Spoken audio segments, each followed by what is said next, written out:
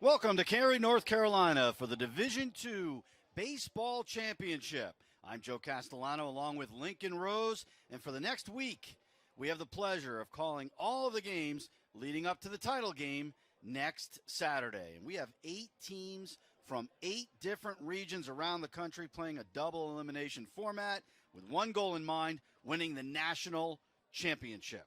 And our first game features the defending champion, Tampa Spartans, against first-time D2 champion participant, Trevecca, Nazarene. And Lincoln, it's great to be back here. Just a beautiful day, good crowd, and so great to be back after COVID and the shutdown last year. Yeah, every year we have a trip to Cary, North Carolina circled on our calendar for the start of June to crown a national champion. You mentioned it right there, Joe Urso's Spartans. They are still your defending national champions, locking up that 8th national title here in Division II back in 2019. We missed out on last year. Great to be back, and also great to welcome in some fresh blood as well. Tampa today, the visiting team against one of the new-coming programs, the Trojans of Trevecca. Yeah, I mean, Trevecca joined by Northwest Nazarene and Wingate as first-time participants here in Cary. And you've got Tampa, they've won it 8 times. They're trying to win back-to-back. And Central Missouri, they're the only other school that has won a national championship. The Mules have won it twice. So it's a nice mix of teams that have been here, a team trying to be a repeating team, and then the others that are newcomers, and they're certainly thrilled to be here. Well, and fans continue to flow in. This is going to be a tremendous crowd to take in Game 1 of a long week of great baseball. We are scheduled to have doubleheaders for the next several days, as this is always a great format. You welcome in these wonderful programs from all over the country.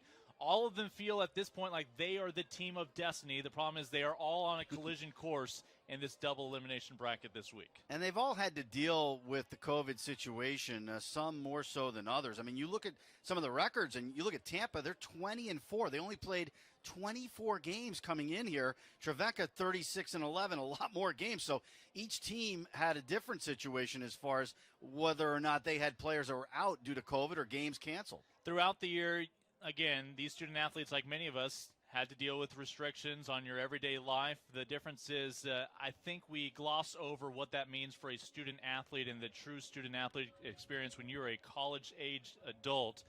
These are individuals, lots of temptations throughout the year, and every time they had to make the team-first approach of how do I keep myself healthy to keep my teammates healthy so that we can continue playing baseball and pursue this national championship here in 2021. This first game is so important for these teams. You don't want to drop into the loser's bracket right away. And we've got a number 5 seed in Tampa against a number 4 seed in Trevecca. Kind of odd, really, that Tampa wouldn't be one of the top seeds because they're the defending champions. But, again, it was hard to kind of gauge what kind of team they have because they haven't played that many games. They went into their South region as the number 3 seed. They ended up beating the number 1 seed, West Florida, to get here in a very close title game. So Tampa, you don't really know if they're battle-tested coming in. They haven't played that many games. Yeah, after a 7-6 victory to kick off their NCAA tournament this year against Delta State, a team that we've seen in the past decade, then they would cruise past Lee. They'd played 2 games against the host in Pensacola of West Florida, a blowout 17-7 win, and then a nail-biter to clinch it all 8-7 to punch their ticket. And these Trojans, meanwhile, again, as they come in out of the GMAC, 23-5 in conference this year, 36-11 overall.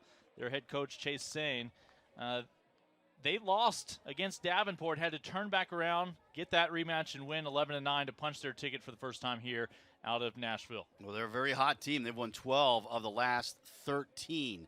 Tampa's starting lineup, and their head coach, Joe Urso, goes this way. E.J. Cumbo to lead it off. Cumbo in right field. Drew Earhart is batting second. Earhart at third base. Jamarcus Lyons bats third. Lyons in left field. Dan Sullivan, the cleanup hitter. Sullivan at first base. Luke Glancy is the DH. Glancy batting fifth. Hitting sixth, the coach's son, J.D. Urso. Urso at second base. Josh Rulai is hitting seventh. Rulai is the catcher. Jose Cadenas is hitting eighth. Cadenas in center field. And Christian Flint bats ninth. Flint is the shortstop. And they will be facing 6'5" senior right-hander Drew Pierce from Kingsport, Tennessee. And he's had a fine year at 4-0. 3.66 ERA, and Lincoln, he could bring his fastball up to 92, 93 miles an hour, and that's going to be tough on hitters when you see the size of him. He can be kind of intimidating. Yeah, especially when he steps up there on that elevated mound. This is his 12th appearance. All of them starts on the year. You mentioned undefeated at 4-0. Here's a guy who strikes out 7 batters per 9 innings when he gets the call. Beautiful day. It's 84 degrees at game time. No rain in the forecast today. Unfortunately, it seems to be in the forecast every day the rest of this tournament. It's part of the tournament. It's an annual tradition. We will see tarp at some point. We just hope for the great grounds crew here that there are only so many times that they are pulling and removing that tarp. The umpires today, behind the plate, Brian Herzog. He is the crew chief. It's Kirk Rawl over at first base, Warren Nicholson at second base, and Mark Wall is the third base umpire. And we're just about ready to go with a little breeze blowing out to left, a nice crowd on hand.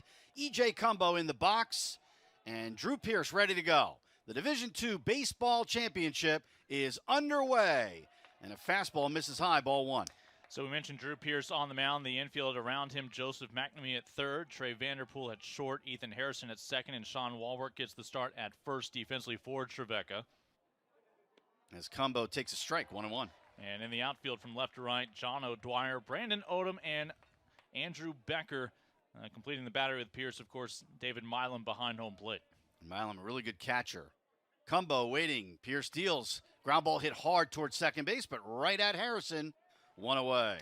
Yeah, nice job. Ethan Harrison already had the scouting report, was shading Cumbo up the middle, so he's playing a little to his right, and that ball finds him. And a piece of cake for out number 1. That's a big out because Cumbo came in batting over 400. Now you have Drew Earhart, who's been a hot hitter lately and hitting 353. No homers, 18 RBIs. Yeah, making his 19th appearance, which usually you'd think, well, maybe he just split starts on the year.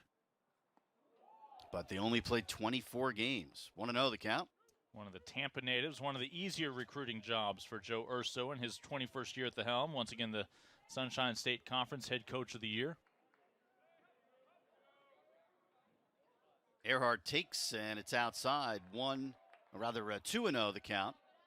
Well, you talk about dealing with COVID, and for Tampa, they had a lot of games that were canceled, and Coach Urso was telling us that they probably had 140 inter-squad games under their belt. They had a lot of at-bats in inter-squad games. Yeah, every coach found different ways to try to adjust. Sometimes in your region, it was next to impossible to find somebody within driving distance, so had to get those innings however you could. Inter-squad games are not like playing real games like this. And there's a strike. Actually, I think he said 140 inter-squad at-bats, which is pretty good. I mean, at least you got your at-bats in. But now here they are under the intense pressure of trying to repeat. Line drive, center field, base hit. So Earhart with the first base hit of the tournament. 1 on with 1 out for Tampa here in the top of the first. Again, the last time we saw Tampa at the plate here in Cary 2 years ago against Colorado Mesa, they would win that game 4-0. Pick up their 8th national championship in Division II. One of the 2 most successful programs. We're going to see another one. Those Mules of Central Missouri are back in town. Winningest program of this century in D2. Here's Jamarcus Lyons hitting .329, 4 homers, 18 RBIs. And he takes one that's in there for a called strike on the outside part. 0-1 to Lyons. This is a Tampa program under Joe Ursa. 73 players have been drafted. That is the most in D2 since 2001 when Urso took the job. Yeah, they have a lot of players that have reached the major leagues, including Tino Martinez, who played for the Yankees, and they have the Tino Martinez Award, best player in D2 baseball, named after him.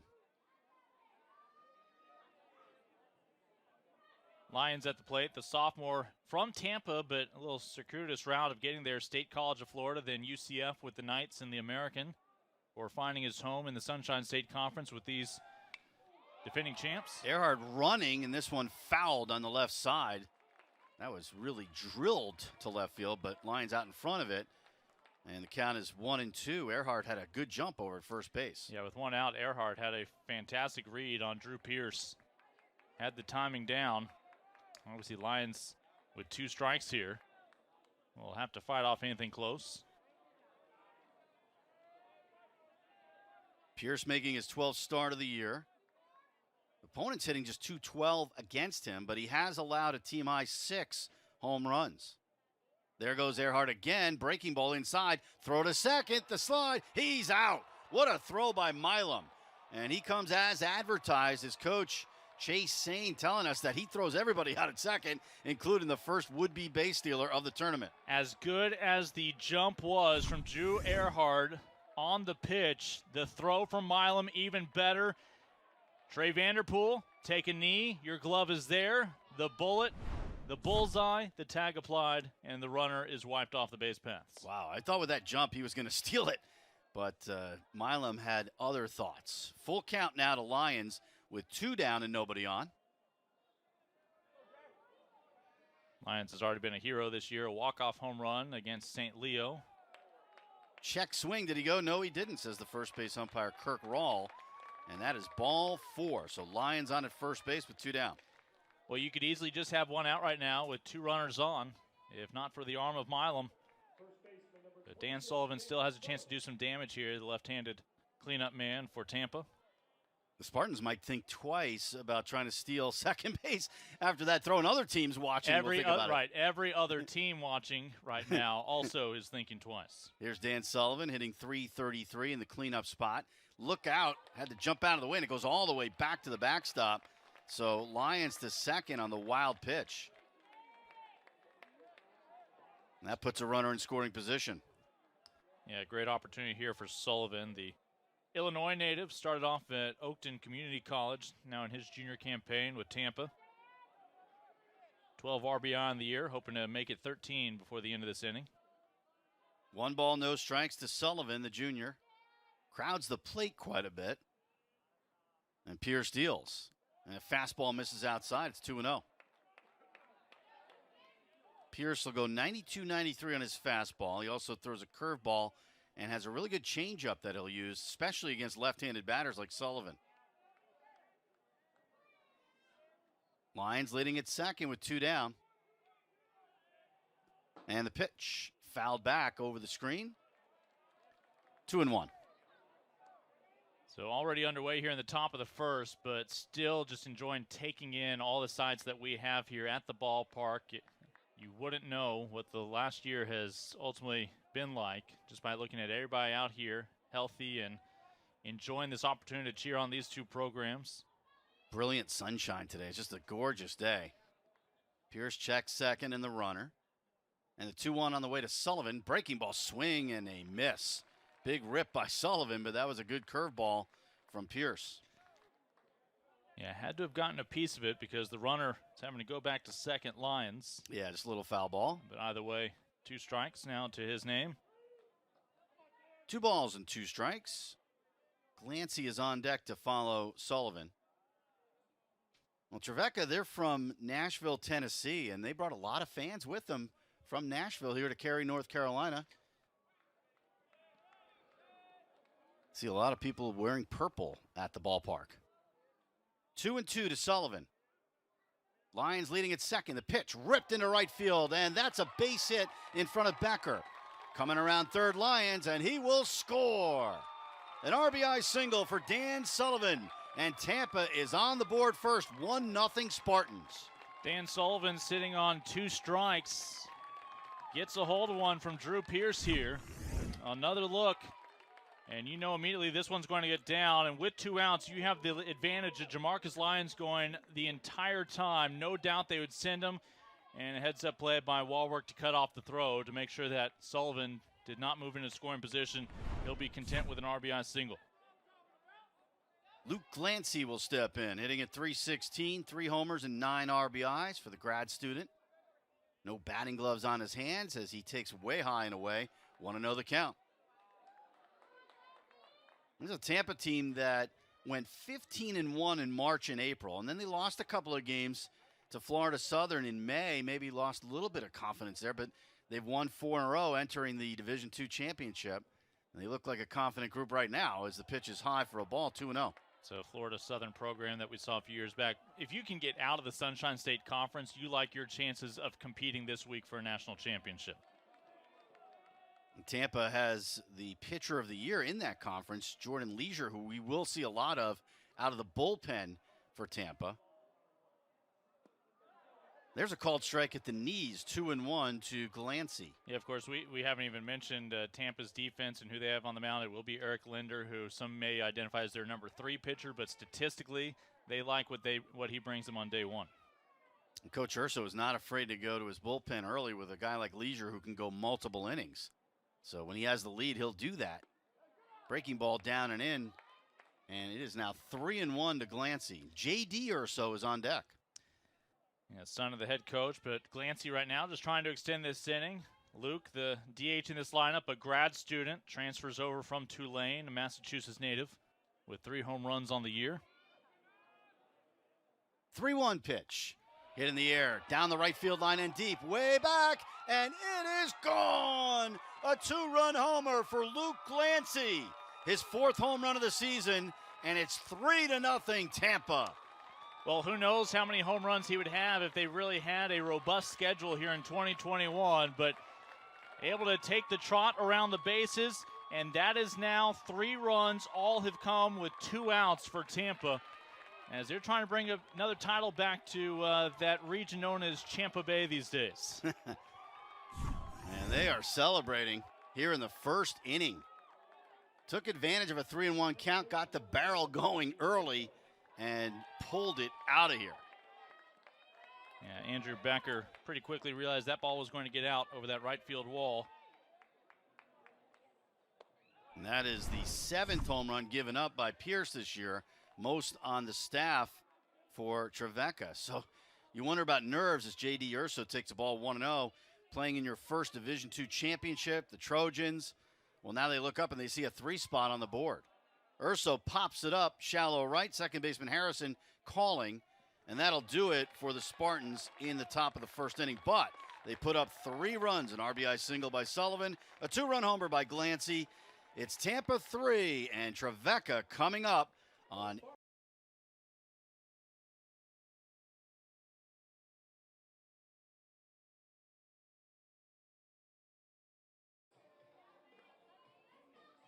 Tampa put up 3 runs in the top of the first inning, and now Trevecca will try to answer in the bottom of the first. And their head coach, Chase Sane, has this lineup. Braden Odom leads it off. Odom in center field. Sean Walwork bats second. Walwork at first base. Ethan Harrison is the third place hitter. Harrison at second base. Bryant Gouldsby is the DH. Gouldsby the cleanup hitter. Batting fifth is Trey Vanderpool. Vanderpool at shortstop. Joseph McNamee bats sixth. McNamee at third base. John O'Dwyer hitting seventh. O'Dwyer in left field. David Milam, the catcher who we saw throw somebody out at second, he is hitting eighth. And batting ninth is Andrew Becker. Becker is in right field. Trevecca at 36-11. They've won 12 of their last 13, but they are behind the 8 ball here, down 3-0. And Tampa sending sophomore right-hander Eric Linder to the mound. Yeah, Trevecca comes out of the Great Midwest Athletic Conference, the GMAC. This is the first time the GMAC has produced a team among these last 8. You talk about Eric Linder getting the call on the bump today, the sophomore with a 1.93 ERA, 5-1 on the year, making his 7th start so far this season in a shortened season right now. Opponents hitting about 239 against him. Again, he's throughout the year been identified as the number 3 pitcher, but that's a guy, you look at those numbers, you're more than happy to throw him out there, mindful, all of a sudden he'll throw his first pitch with a 3-run lead. And one of those players on this Tampa team that has transferred, he's come from the College of Central Florida, and 6'2", 235 out of St. John's, Florida. Braden Odom to lead it off, hitting at 361, 8 homers and 51 RBIs.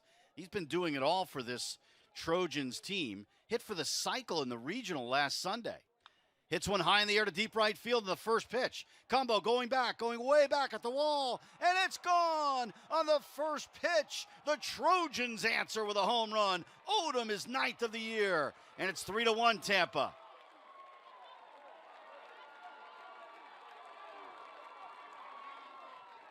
Braden Odom, here's a guy that you put at the top of your order to get him those extra at-bats. It has paid off this year. Team-leading 9 home runs, team-leading 52 RBI. He's got the speed, but also can pack a punch, and right now he's got the Stetson on.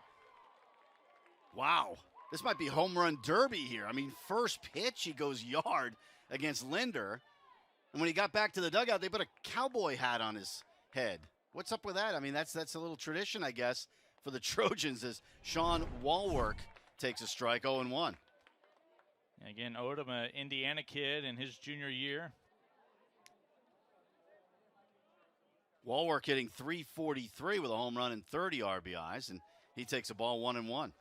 Walwork's had the benefit of having Odom often on the bases in front of him. Walwork with 30 RBI this year, a lone home run, but 13 extra base hits. And there's a breaking ball, and it's 2-1 to Walwork. You know, Coleman Field, traditionally, it's been kind of hard to hit home runs at this ballpark. Usually the ball doesn't carry that well, but maybe things have changed because all of a sudden we have a couple of home runs to start the first inning of play in the D2 championship. Well, we're making up for lost time. I guess. No home runs last year. Got to catch up.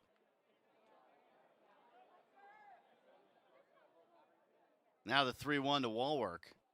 And that's low for ball 4. So a home run and a walk, not a great start here for Linder. Yeah, your team here in the National Championship week gets you a 3-run lead. And now 2 batters faced, a home run and a walk. And you're going right into the meat of the lineup for this Trojans team. How about Odom going for that first pitch, too? I mean, he didn't waste any time. And a lot of times you can't take advantage of a pitcher wants to throw strike one. You know, it's his first pitch of the game, little nerves. You want to just get it over the plate, and Odom took advantage. Ethan Harrison steps in, hitting .351, and he takes a strike 0-1. These Trojans come in to carry about as hot as anybody. They've won 12 of their last 13. This is a team that we mentioned, the conference doesn't produce teams here in the championship, but they weren't even supposed to win the conference. They were picked 5th going into the year in the GMAC. That's amazing. They do have an experienced team as Harrison grounds one into left field, a base hit. Harrison keeps it going. Home run, walk, single for the Trojans here in the first inning. A team that has 15 seniors, 10 of what we call now super seniors. They returned after the COVID-shortened 2020 season. And Harrison's a guy who's been around for 6 years, and he's a senior. Well, that makes him one of the younger players. They have a couple seventh-year seniors on this team. We might not see them here on this first day as you see this one get through for Harrison for the single. So that's now 3 men who have come up to face Linder. All 3 have reached. One has already come home with Walwork on second after his walk. Harrison on first. They're still looking for the first out. Here's the DH, Goolsby. Goolsby hitting .310, 6 homers and 30 RBIs. Got a few players in this lineup that have had to come back from injury, and Goolsby is one of them. He hits one off the fist in the shallow right. This could be trouble, and it drops in for a base hit before the right fielder Cumbo can get it. The runner will hold up at third. Walwork had to wait and see if that was going to be caught, so it'll be bases loaded with nobody out, and the first 4 men have reached for the Trojans. Yeah, Sean Walwork had to be conservative. He's talking now with the coach over at third. They were on the same page, but when you saw those fielders collide, there was a little curiosity, should we have sent them? But they did not want the first out to be at home. That was perfectly placed right there. And now we're going to have a conversation at the mound. Sam Militello, the pitching coach, will come out and chat with Linder because he might be getting rattled here. You give up a home run, you have a walk, you have a solid single, and then you have a bloop single, and all of a sudden that 3-0 lead, it's 3-1, and this is really shrinking fast for Linder. What are we, in the 4th inning? This is the first inning. All these fireworks, each team with a home run. Already 4 runs. Right now, bases are loaded for Trevecca in their first ever appearance here in Cary, North Carolina, unintimidated. They probably feel like they're in Nashville because there's a sea of purple occupying half the crowd. Yeah, and they're really into it. After that home run by Odom, I mean, the cheering was pretty intense. I like the cowboy. The cowboy cap, the cowboy hat, that's pretty funny when they hit a home run. We'll have to see that again. Yeah, all sorts of teams have their different things. West Virginia with would have the Viking cap. Everybody has their different thing they play for. I think Odom's still wearing the cowboy hat. Well, he will be until someone else dethrones him. Does he wear that out in the field when he goes out to center field as Vanderpool takes a ball outside 1-0? I think it has flip-down shades built into it. Trey Vanderpool hitting .281, 4 homers, 28 RBIs. Got Walwork at third, Harrison at second, Goolsby at first, nobody out. Meanwhile, Linder's thinking, man, I need a double play to get something going here defensively. Ground ball hit weakly towards short, not hit hard enough to get two. Flint goes to second, one. Urso to first, not in time. The run scores from third, Wallwork. And now it's 3-2 Tampa, so an RBI there for Vanderpool. Yeah, but Tampa's still not in the clear. Another run comes home, and that deficit has now been trimmed to 1. And you still have men on the corners here for Joseph McNamee. McNamee hitting .344 with a home run and 19 RBIs, and Trevecca very happy to have him back in the lineup. He had a wrist injury in the fall, and there was question as to whether or not he'd even be able to swing the bat this year. He was doing some work as the fill-in defensive replacement over at third base, but he wouldn't really swing the bat early in the year, and he's been able to help them a lot offensively. 1-0 to McNamee. One of the many seniors in this lineup. Got runners at first and third, one out. Linder throws to first, got the pickoff, and they've got the runner in a rundown. Vanderpool still in the rundown. The tag made, and the runner at third has to hang on. So Vanderpool picked off a first base. Yeah, at no point did Trevecca consider dangling Harrison at third there to try to help out the runner, as it did not look like it was going to end well for the Trojans at that point. Once it was clear they were never going to even threaten to send the runner home. 1-3-6-3 on the putout on the pickoff, and that helps for Tampa. Now 2 down, runner at third, tying run, and McNamee with a count of 1-0. Always pays to have a good pickoff move to help yourself out. And that's an off-speed pitch in the dirt, 2-0. Nice job by Josh Rulai back there behind the plate to make sure the runner can't come home by knocking that ball down. Your battery mate for Eric Linder. Again, Drew Earhart at third, Christian Flynn at short. Urso, your second baseman today, has flipped to the other side of the bag. Dan Sullivan at first. McNamee swings and misses at a breaking ball. 2-1. Your outfield for the defending national champs, Jamarcus Lyons in left, Jose Cardenas in center, and E.J. Cumbo, the returner from that championship squad 2 years ago in right. 2 balls, 1 strike to McNamee. A breaking ball down and away, and it is now 3-1. O'Dwyer is on deck for the Trojans. Number 4 seed. Tampa is the number 5 seed. 3-1 to McNamee. The pitch up and in, ball 4. Second walk of the inning for Linder, and now he'll have to face a 7th man in the first inning. It's been a rough one. Can he keep the lead? Yeah, this is, you mentioned, the 7th batter coming up in John O'Dwyer. The first 6 have all had a chance to run the bases. 2 walks, 3 hits, including a home run. 1 guy got on with a fielder's choice. Now, O'Dwyer trying to bring Harrison that final 90 feet to make this a brand new ball game after 1. O'Dwyer hitting .247, 5 homers, 39 RBIs. Got Harrison at third and McNamee at first base. Breaking ball in the outside corner, called strike, 0-1. It looks like Linder has a better feel for his breaking ball now.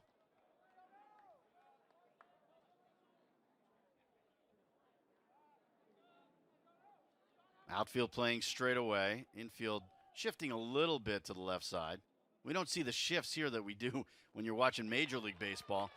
There's not as much data on these players to be able to pull off those shifts. Otherwise, I think they would be doing it. It's making its way down. They are getting as much information as they can. Now, it may benefit Tampa that they don't have quite as much game film on them. A lot of times pitchers just like the conventional defensive alignment because they feel like if they give up a hit, and here comes a wild pitch. Coming in to score is Harrison easily. And going to second base is McNamee. We are tied at 3. Well, when Harrison reached, he had the second hit of the day.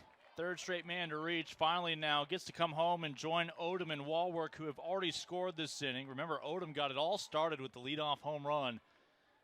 But if you're Trevecca Nazarene, it didn't look so good in the top half of the first inning, but now you're feeling it. This is just how it goes. Everybody scores 3 in an inning. They got a chance to score another. They got another man in scoring position.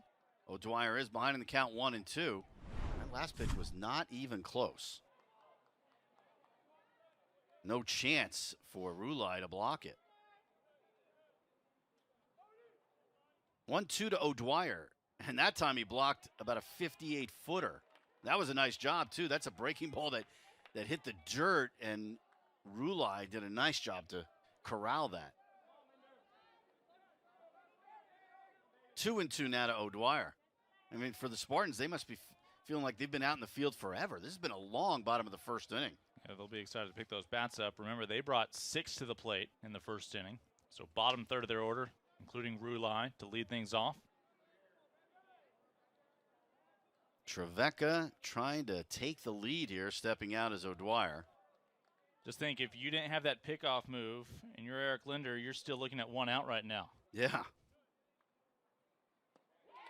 Strike 3 on the breaking ball. Dwyer goes down on strikes, and the inning is finally over. But Trevecca scores 3 to tie it up. The home run by Odom, part of that. At the end of 1, it's Tampa 3, Trevecca 3 on NCAA.com.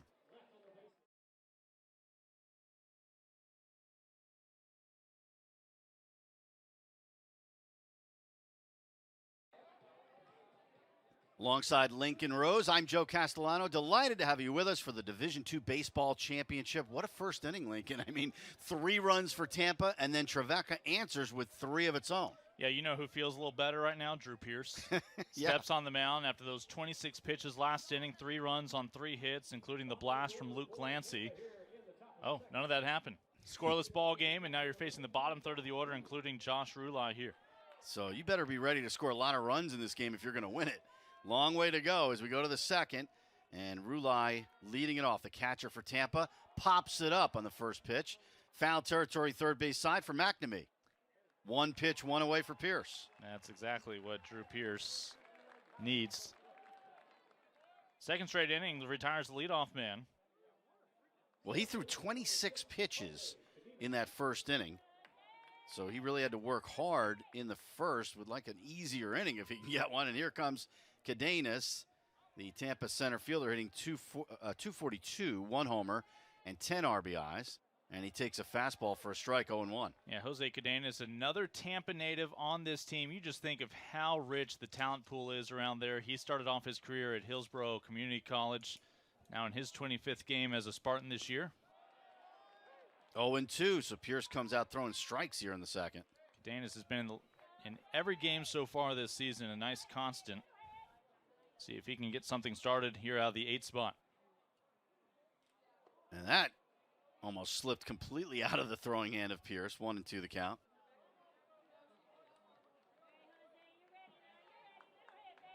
Well, I mentioned earlier that Tampa, limited to 24 games. Lots of COVID problems for the teams that they were playing. There's a breaking ball. 2-2, so they had to get a lot of inter-squad at bats. I mean, even Trevecca, they had their issues. They had 11 players that sat out the conference tournament because of positive COVID tests and contact tracing. So it seems like each team that got here had to deal with that, whether it's their own team with COVID or other teams that they were supposed to play. Ground ball to short. Vanderpool, close play, safe.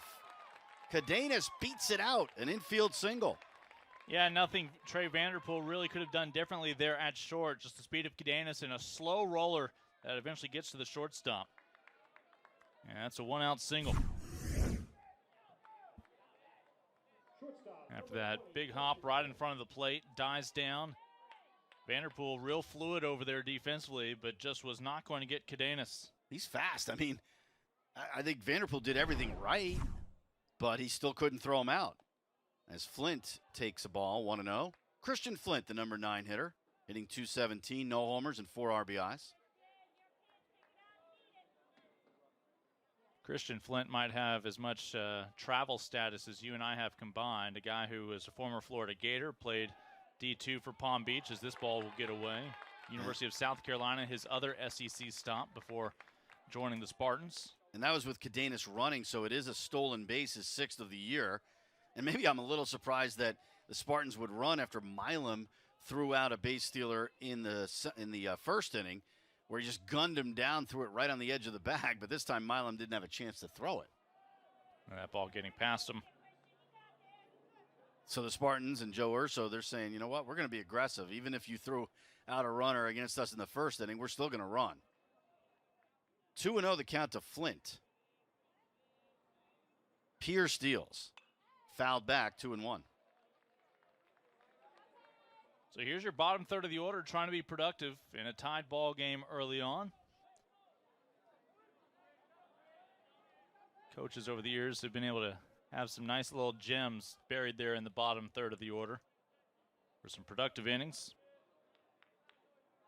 Cadenas obviously runs well and can score on any base hit to the outfield. The outfield playing shallow. Runner goes. Ground ball to short. One hop to Vanderpool. Close play at first. Safe. Wow. As he pulled Walwork off the bag. That might have been why he was called safe. Cadenas stays over at third base.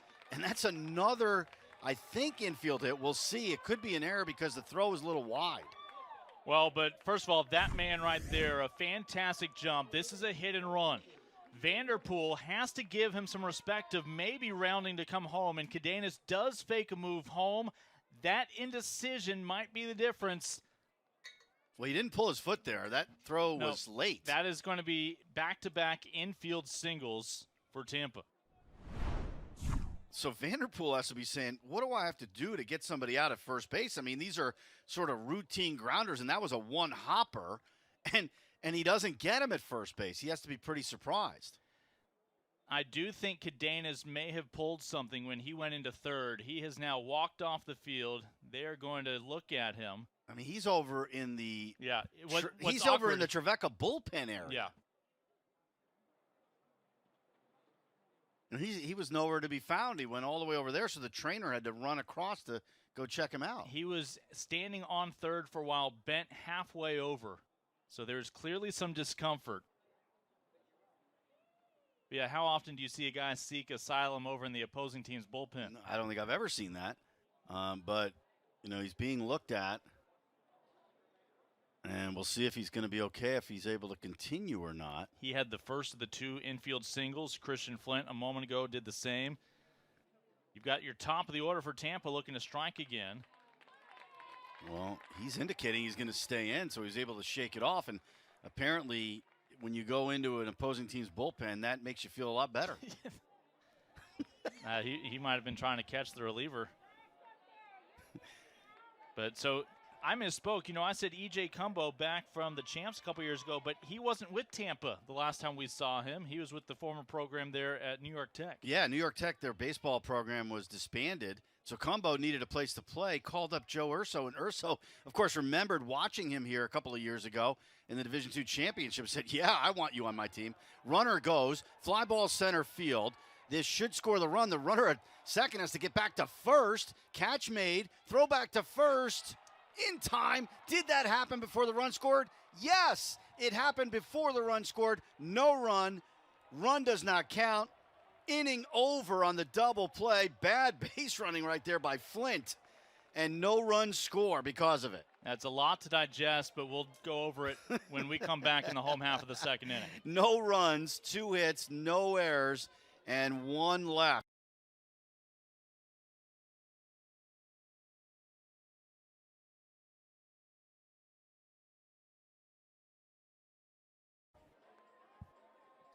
Tampa 3, Trevecca 3. This is how the last half inning ended. And I got to go check the rule book here because I'm trying to remember. Catch made there for out number 2. Runner tagging at third to come home.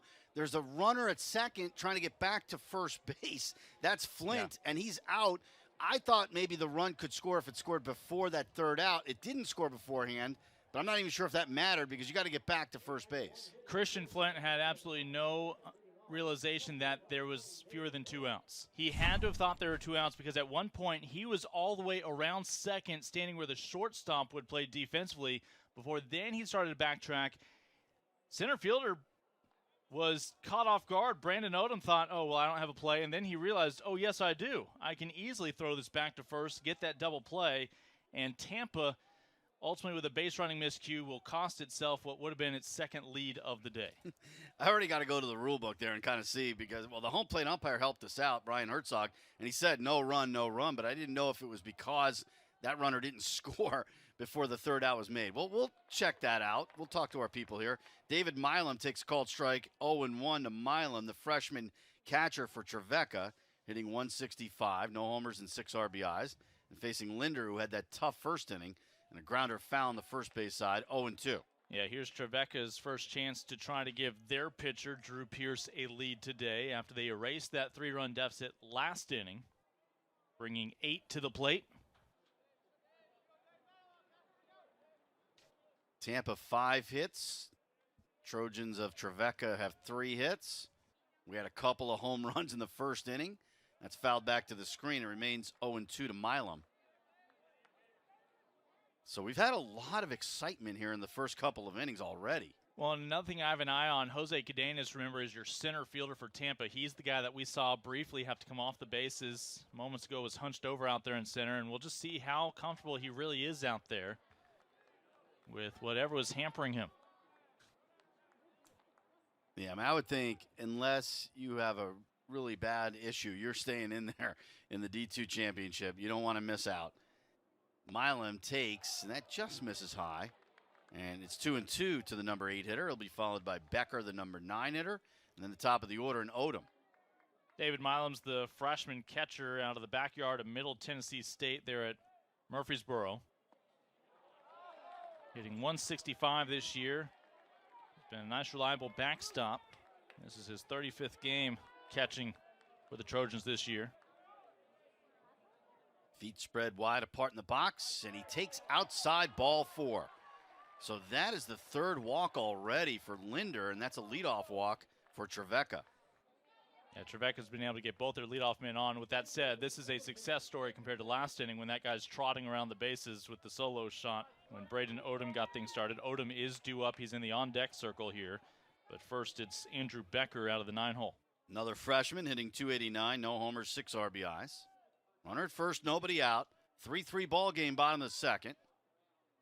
And Linder's fastball is outside, 1-0. You think about Tampa when they won the national championship a couple of years ago, and that's the last title that was played. And they had it pretty easy when you think about it. They swept through. They went 4-0. They beat the number 1 seed right away, Colorado Mesa, to win the title, actually. The championship game was a 3-1 final. That's bunted on the third base side, and it squirts foul. Picked up quickly there by Rulai, wisely when he saw that it was foul. So that'll just be a strike. But, you know, you get off to a good start. You beat the number 1 seed eventually in the championship. And it seems like, you know, hey, that was pretty easy. We outscored opponents 26-5 for Tampa. But this game right here, you know, you had an answer right away in a 3-run inning. This is not going to be easy. We'll point out Becker at the plate right now. High school teammates, high school classmates with David Milam. The 2 freshmen coming out of Blackman High of Murfreesboro. Right now trying to help out his longtime teammate over there on first, advance around the bases. Here's the pitch, swing and a miss. Snap throw to first base, and diving back is Milam.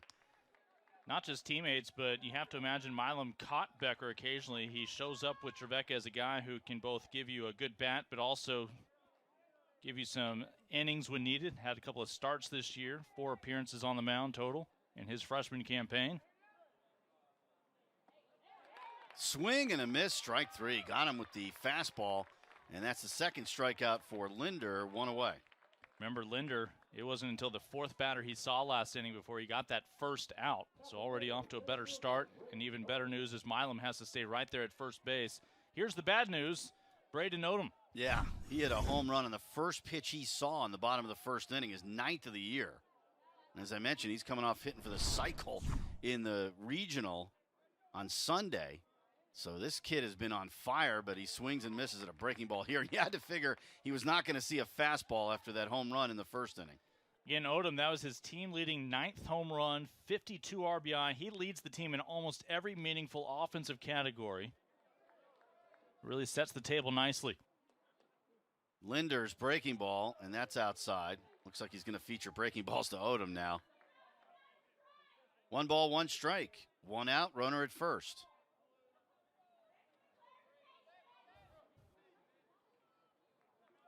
Trevecca, the Midwest region champs. First trip to the D2 championship in a 50-year program. That's foul back to the screen, and it's 1-2. So they are very much excited in Nashville, Tennessee about this team. Finally, something for people in Nashville to do. They are going to rally behind this team. It's the second Trevecca team ever to make a Division II championship in any sport. Golf did it in 2019, and they finished 5th. There's a liner to center field. Cadenas will be tested, and he's there. Apparently his legs are okay. And back to first goes Milam, 2 down. That's a big out, and it's also reassuring to see Cadenas out there full sprint, able to get underneath that one. And that'll be Sean Walwork, who walked and scored in the first inning. Yeah, Walwork came home on the RBI from Trey Vanderpool, the fielder's choice at the time. That made it 2-0. They eventually would bring Ethan Harrison home as well on a wild pitch. That's down and in, 1-0 to Walwork. And I mentioned some injuries for this team, and Walwork had to come back from a torn hip labrum. Twice he had that issue. Had to have surgery on his labrum. And here he is. And he's a freshman as far as eligibility, but as far as in the classroom, he's a senior. And he fouls one. He thinks it's off his foot. I think it is. Yeah, he's hobbling away, but there was no call right away from the home plate umpire that it was foul. But it is. Yeah, and that second rehab is not easier just because you know what's required. You can argue mentally it's even harder on you. Another look here.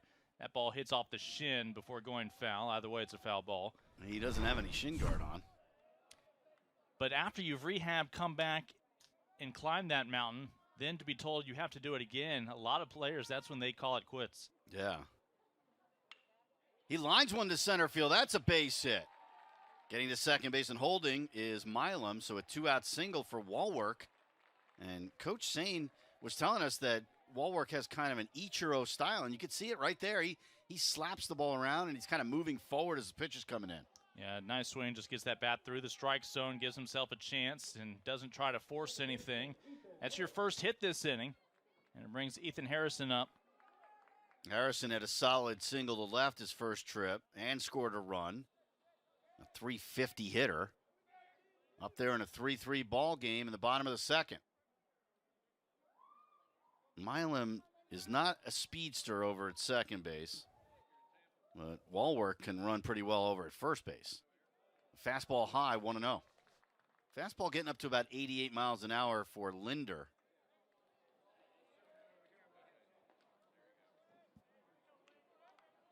Linder looking in for the sign from Rulai. Taking a long look here. He knows this is a key spot here with 2 down. Doesn't want to give up any more runs. And Harrison swings and hits one in the air to deep left field. Lions going back at the track, leaps at the wall. It's gone! A 3-run homer for Ethan Harrison. And Trevecca takes its first lead, 6-3 Trojans. Trojans are going to make every out count. With 2 outs, Harrison comes up. A Trevecca team that was looking for a lead. And there's a new cowboy in town. There's the cowboy hat. Braden Odom's ride as your most recent home run hitter, short-lived. Back-to-back innings. Trevecca goes deep, this time a 3-run blast. And this is a 6-run swing now over the first 2 innings from down 3 to up 3 here in this double elimination tournament. Man, 3rd home run of this game already. We're only in the 2nd inning. And there's a called strike to Goolsby. 0-1. Harrison's 3rd home run of the season. The ball's flying today, Lincoln. There are a lot of people sweating in the air-conditioned press box right now because at the start of every week of this tournament each year, everybody goes up to that dry erase board, puts down how many home runs they think they'll be. Usually it's a pretty conservative number. And I have a feeling we've already blown past some people's projections. Man. And this is just the first 2 innings of the first game. Well, we had Glancy with the really deep drive into right field and no doubter in the first inning for Tampa. And then in the bottom of the first, Odom on the first pitch going yard. And now Harrison. There's a strike on the outside part of the plate. 2-2 the count here to Goolsby. Goolsby singled just last inning before he was forced out. Fielder's choice when Vanderpool put one in play. Little bouncing ball up the middle. Flint shuffles, gets him at first base, and the inning is over. But Trevecca 3 runs on a 3-run homer by Ethan Harrison. At the end of 2, Trevecca.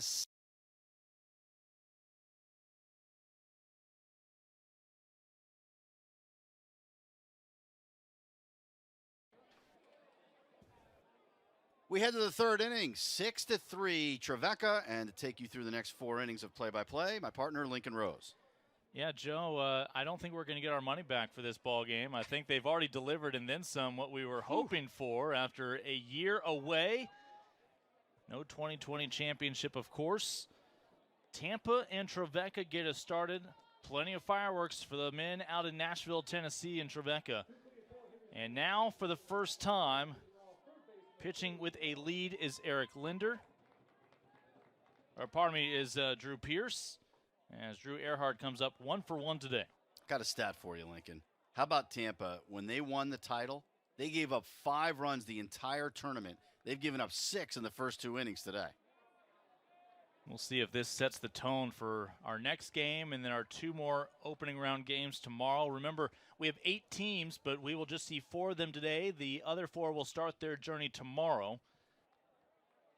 As Drew Earhart, 1 for 1 today, was caught stealing by David Milam for the second out that inning. Leads things off here with a 2-0 count against Pierce.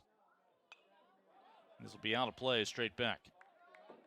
In Tampa, they went 4-0 a couple of years ago to win the title. So like I was saying earlier, it seemed like a much easier road than it's going to be, at least looking at playing this Trojans team in the first game this time around.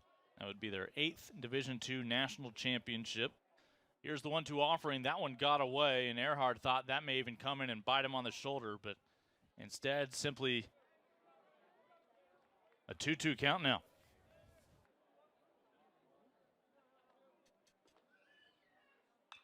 Earhart punches. One over the right side. Sean Walwork able to get down, squeeze it in. And Tampa still has not been able to get its leadoff man on through the first 3 innings. And Sean Walwork has a laser hit his way, but able to retire Earhart, and that brings up Jamarcus Lyons. Lyons reached on a walk back in the first against Pierce, would advance into scoring position on a wild pitch, and then would get to trot home on the home run from Luke Glancy. It was a 3-run shot from Glancy that we thought was the way of the defending national champions to remind everybody who they were. Little did we know that Trevecca would answer with 3 in the home half of the first and 3 more in the second. This will be playable sky high. Finally begins its descent. Walwork battling the sun. That's a fair ball into the glove of Sean Walwork, who's recorded both outs now, 2 away. You know, maybe Pierce is settling down. I mean, he's had a really good season at 4-0, but you think about his last outing against Davenport, a game that was won by Trevecca to get here, but it was an 11-9 ball game, and he gave up 4 runs and 3 in the 3rd innings and 7 hits. So this is 2 outings in a row where there have been some runs on the board against him, but maybe he's going to settle in here. He does get the first 2 outs, but we have yet to take the 3rd out for granted. Here's Dan Sullivan, right side, Ethan Harrison. Well, how's that for an economical 3rd inning for Drew Pierce, pitching for the first time with a lead to defend here in Cary, North Carolina. After 2.5 at Coleman Field here at the grounds of USA Baseball. Trevecca 6, Tampa 3. And the men from Nashville grabbing their bats for a 3rd time.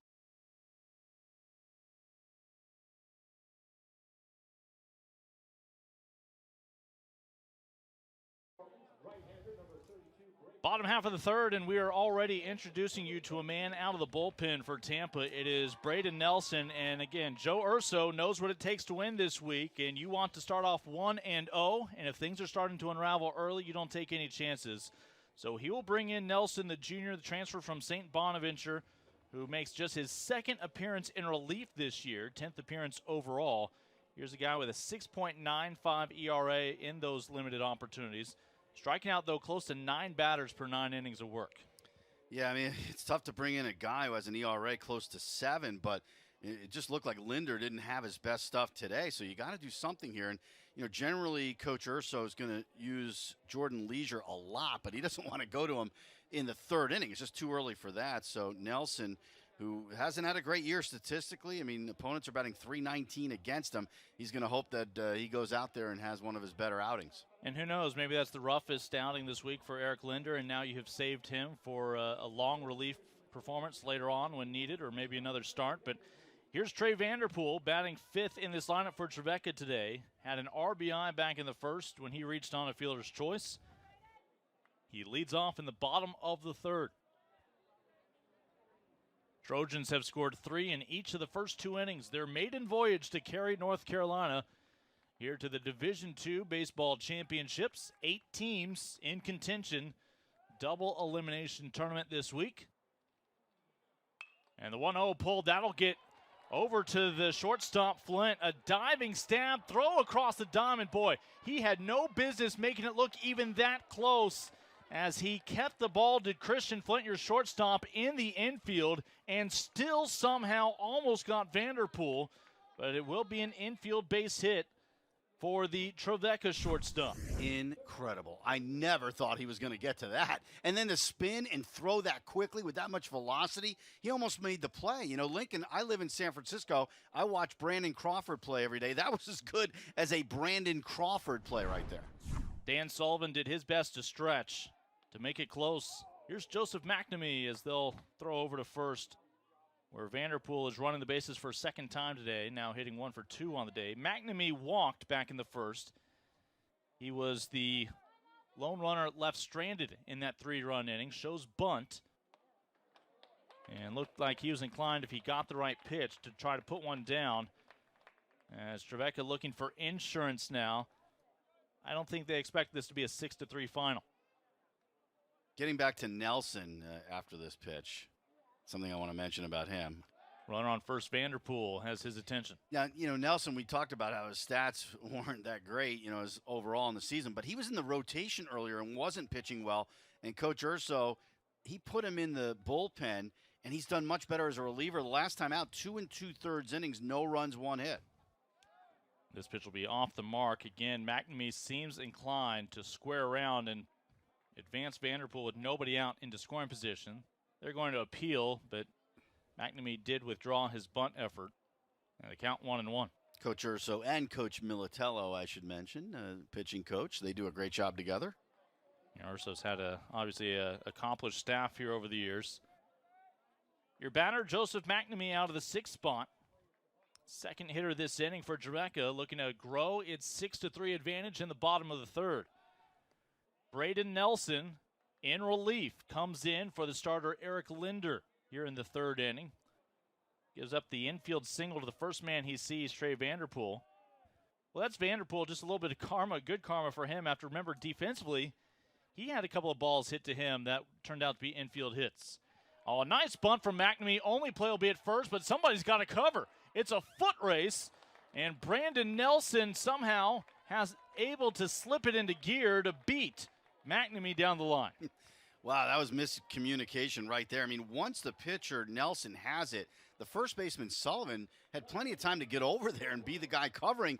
Instead, there's nobody there, and the second baseman, Urso, he didn't get there either. I mean, you'll see, I guess Sullivan had come in maybe to field that one, but he needed to get back, and he didn't, and then Urso wasn't there either, so nobody there. Nice play by Nelson to make that play at the last minute. Yeah, I think Urso is the one who absolutely needs to be there. After you've seen a guy square around a bunt the previous few pitches, you know your first baseman's going to have to charge up in all likelihood. Somehow Nelson still got there after he realized he couldn't throw it to anybody.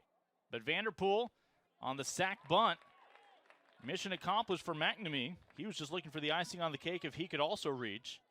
Here's John O'Dwyer, struck out to end that first inning when Trevecca played at its first 3 to tie up the ball game. And keep in mind, J.D. Urso's mostly been playing shortstop, so that's a different type of play for him. The 0-1 from Nelson. And now Nelson perhaps a pitch away from a second out here in the 3rd inning. Trey Vanderpool led off this inning with the infield single. We've seen a couple of close plays. McNamee a moment ago with the sack bunt. Trevecca scored 3 in the first to tie, 3 in the second to take their first lead. And that was a lead that Drew Pierce very capably defended, going 3 up, 3 down against the bats of Tampa. O'Dwyer at the plate. On deck is David Milam. with 1 on and 1 out. You see the 14 on the back of Vanderpool. He hopes to come home this inning. The 0-2. As O'Dwyer able to lay off of it. Fans enjoying their popcorn, all the traditional concession stand treats. Some have opted for the shade. Others have opted to get their summer experience started out there in the sun. 1 on, 1 out. The 1-2. Left side will be Flint. His only plays at first. So after 2 batters, Trey Vanderpool has been able to move from station to station now over to third. But a nice job by Tampa executing to keep O'Dwyer off the base paths 2 away. I think we're really going to like watching Flint play shortstop in this tournament. I mean, that was more of a routine play, but I mean, this kid has a really good arm, and we saw him almost make a spectacular play already in this inning. He's probably disappointed he didn't have some heroic effort to get the lead runner. Here's David Milam, walked and scored last inning. Came home on the home run from Ethan Harrison.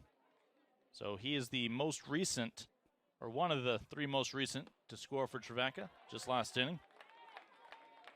As the first pitch, a strike. Again, our home plate umpire is Brian Herzog getting the nod today.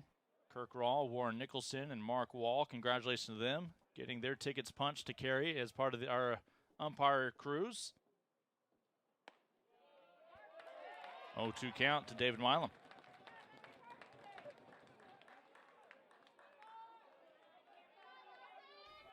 And we mentioned Milam, one of the many freshmen in this lineup. From the heart of Tennessee on a Blackman High. The 0-2. Now get out of play. Boy, he's not built like a freshman, is he? If he's supposed to put on another 15 pounds, I don't know where he's going to put it. And he's accomplished as a catcher already. I mean, Coach Saint said he never makes mistakes, and we've seen him throw out a base runner with one of the best throws you'll see. 2 outs. Tampa trying to get out of the inning without the runner coming home from third. That runner being Trey Vanderpool, who led off this inning with a single, a sac bunt, and a ground out, have moved him over to third, wearing half of the infield right now. Your shortstop for Trevecca, trying to stretch this to a 4-run lead if David Milam can come through. And Tampa knew that was strike 3 before Mr. Herzog gave them permission to head back to the dugout. So a strikeout for Braden Nelson to end his first inning in relief. And for Joe Urso, the decision appears to pay off. For the first time, Trevecca is shut out through 3 innings after 3 in Cary, North Carolina. It's Tampa trailing Trevecca 6-3.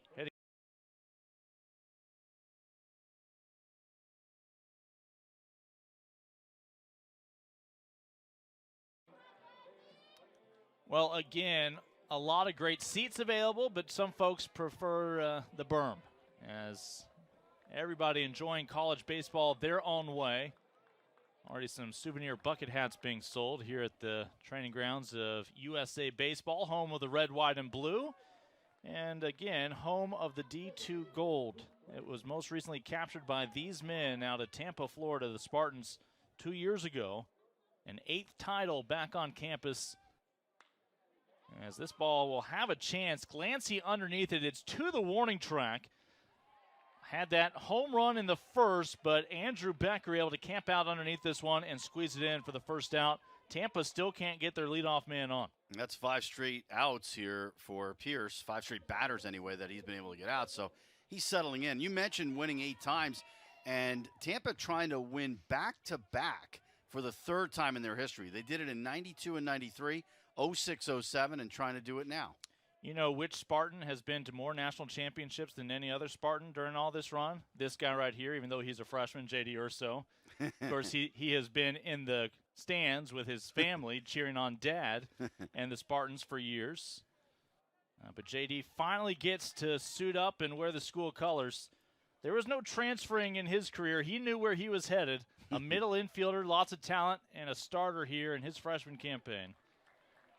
And right now in an 0-2 hole, he did pop out to end the first inning. Comes up here with 1 out, nobody on. Facing Drew Pierce, still sitting on a 3-run lead with Trevecca. Well, there was an injury that opened the door for JD to get playing time. And actually, Coach Urso, Joe Urso, he was a little surprised that his son JD was ready to help this early in his college career as a freshman, but he has really been one of the leaders on the team on the field. Program that's won 5 titles since 2006. Urso out towards the gap in right center. Is that ball going to have a chance to get down? It does not. Becker squeezes in his second out this inning. And again, Drew Pierce starting to settle in. The last base runner we saw for Tampa is currently in the on-deck circle. But first, here's Josh Rulai. Rulai out of Riverview, Florida. Comes over from Pensacola State, the sophomore. .333 hitter coming into today. Fouled out on one of the first pitches he saw from Drew Pierce to lead off the second inning. Pierce trying to face the minimum for a second straight frame. That would correspond with the only 2 innings he's had a lead to work with, and you love to see, all right, we started in a deficit. You came back. You gave me a lead. Now we're back in business. The 1-1 to Rulai. And it looks like it'll be 3 flyouts to Andrew Becker for the inning. That's a winning formula. Started at the warning track, then in the gap in the third one, coming in closer to the infield. A busy inning for Andrew Becker, but that is 9 straight retired by Drew Pierce in this defense for Trevecca. Means they will pick up their bats once again, looking for insurance here in Game 1 in Cary.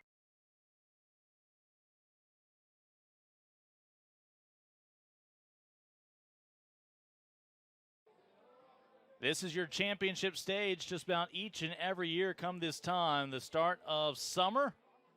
The final champions that we crown in the NCAA baseball. Of course, Division I will be up in Omaha once again. But here in Division II, the ultimate site, Cary, North Carolina, they do it right. This field will see so much action this week, and it will look beautiful the entire journey.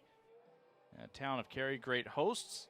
There's a reason why the NCAA continues to commit to crowning its champion here in North Carolina on this stage. This field is pristine. I mean, it looks like nobody's played on it or practiced on it or done anything because it is in absolute perfect condition. You just don't see fields like this elsewhere around the country. This is amazing.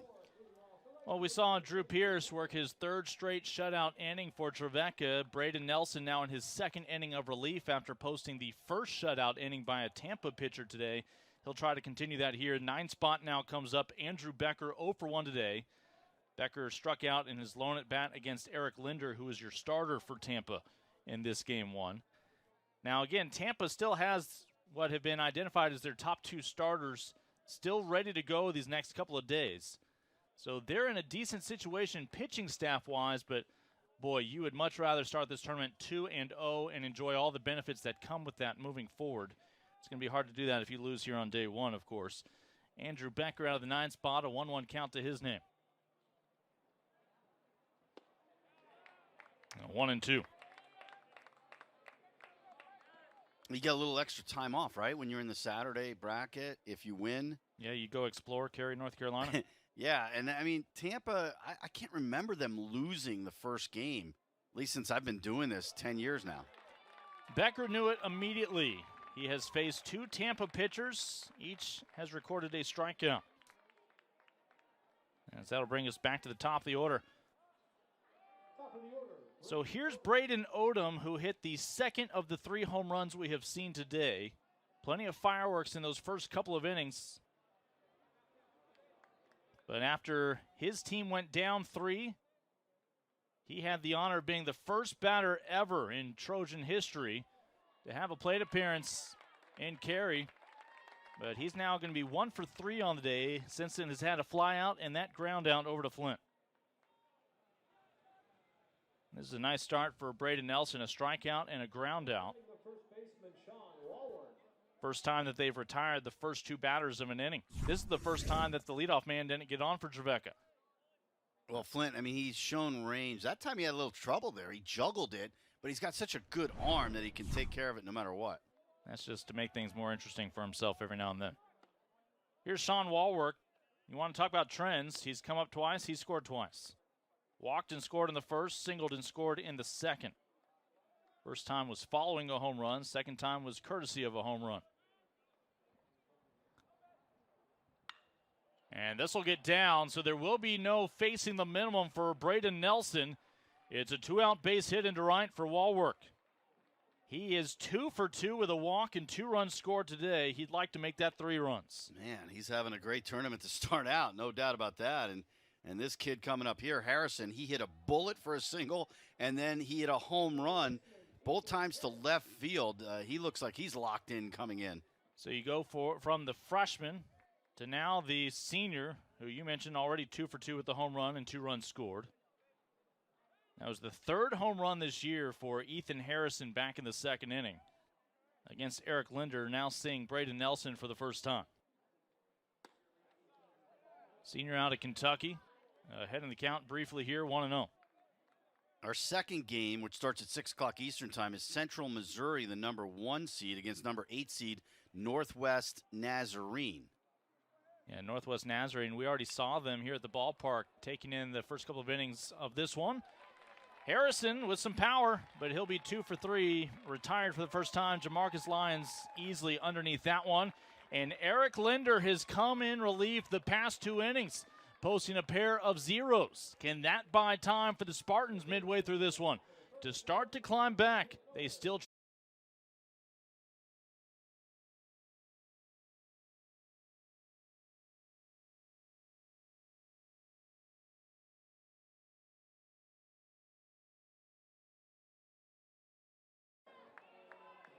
The Trojans, the newcomers, trying to crash the party here in Cary, North Carolina. Why not? If you made it this far, might as well win the whole thing. That's the approach for all 8 teams, even if they're going against the defending national champion Spartans of Tampa. And again, there is not a bad seat in the house.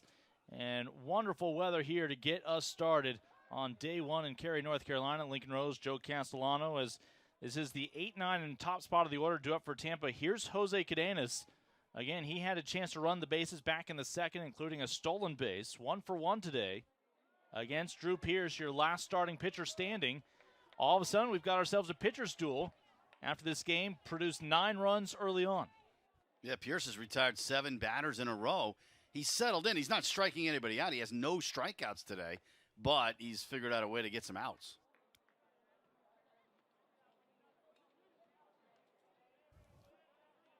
Again, Cadenas, the man on deck is Flint. Each of them had base hits off of Pierce, 2 of the 5 today for Tampa. That ball, eyebrow level, and Cadenas, like all of us, so tempted, thinks, I can do something with this. But it's just going to be a shallow fly out when it's all said and done to Odom in center. And that's 4 straight fly ball outs. Maybe the Spartans are trying too hard to hit home runs to get back into this game. Down by 3. Well, for a while, we thought the rules this year were that's the only way you're allowed to score. Yeah, it seemed like it. So here is Christian Flint, 1 for 1 today, out of the 9 hole. Before we get back to the top of the order with E.J. Cumbo. First pitch he sees. Braden Odom. Well, Joe, we joked during the break. One day we'll put all those segments together in a podcast, but that Andrew Becker over there in right tied NCAA history with 3 putouts in an inning. And right now, I think that had Braden Odom a little jealous in center. Let's see if he can get a 3rd one. And how about the pitch count? Because in the first inning, Pierce threw 26 pitches. Since then, he's thrown 33, trying to get through 4 other innings. So, I mean, he really worked hard in that first inning, not as hard since. Christian Flint was the last man to reach base against Pierce, so he has now retired 9 Spartans in a row, dating back to E.J. Cumbo, who's at the plate here. Cumbo, right side, and Sean Wallwork with apologies to Braden Odom will get the out here. That's 3 straight innings of Drew Pierce facing the minimum, and that means Trevecca still with a 3-run lead in this critical Game 1 of their championship journey in Cary, North Carolina.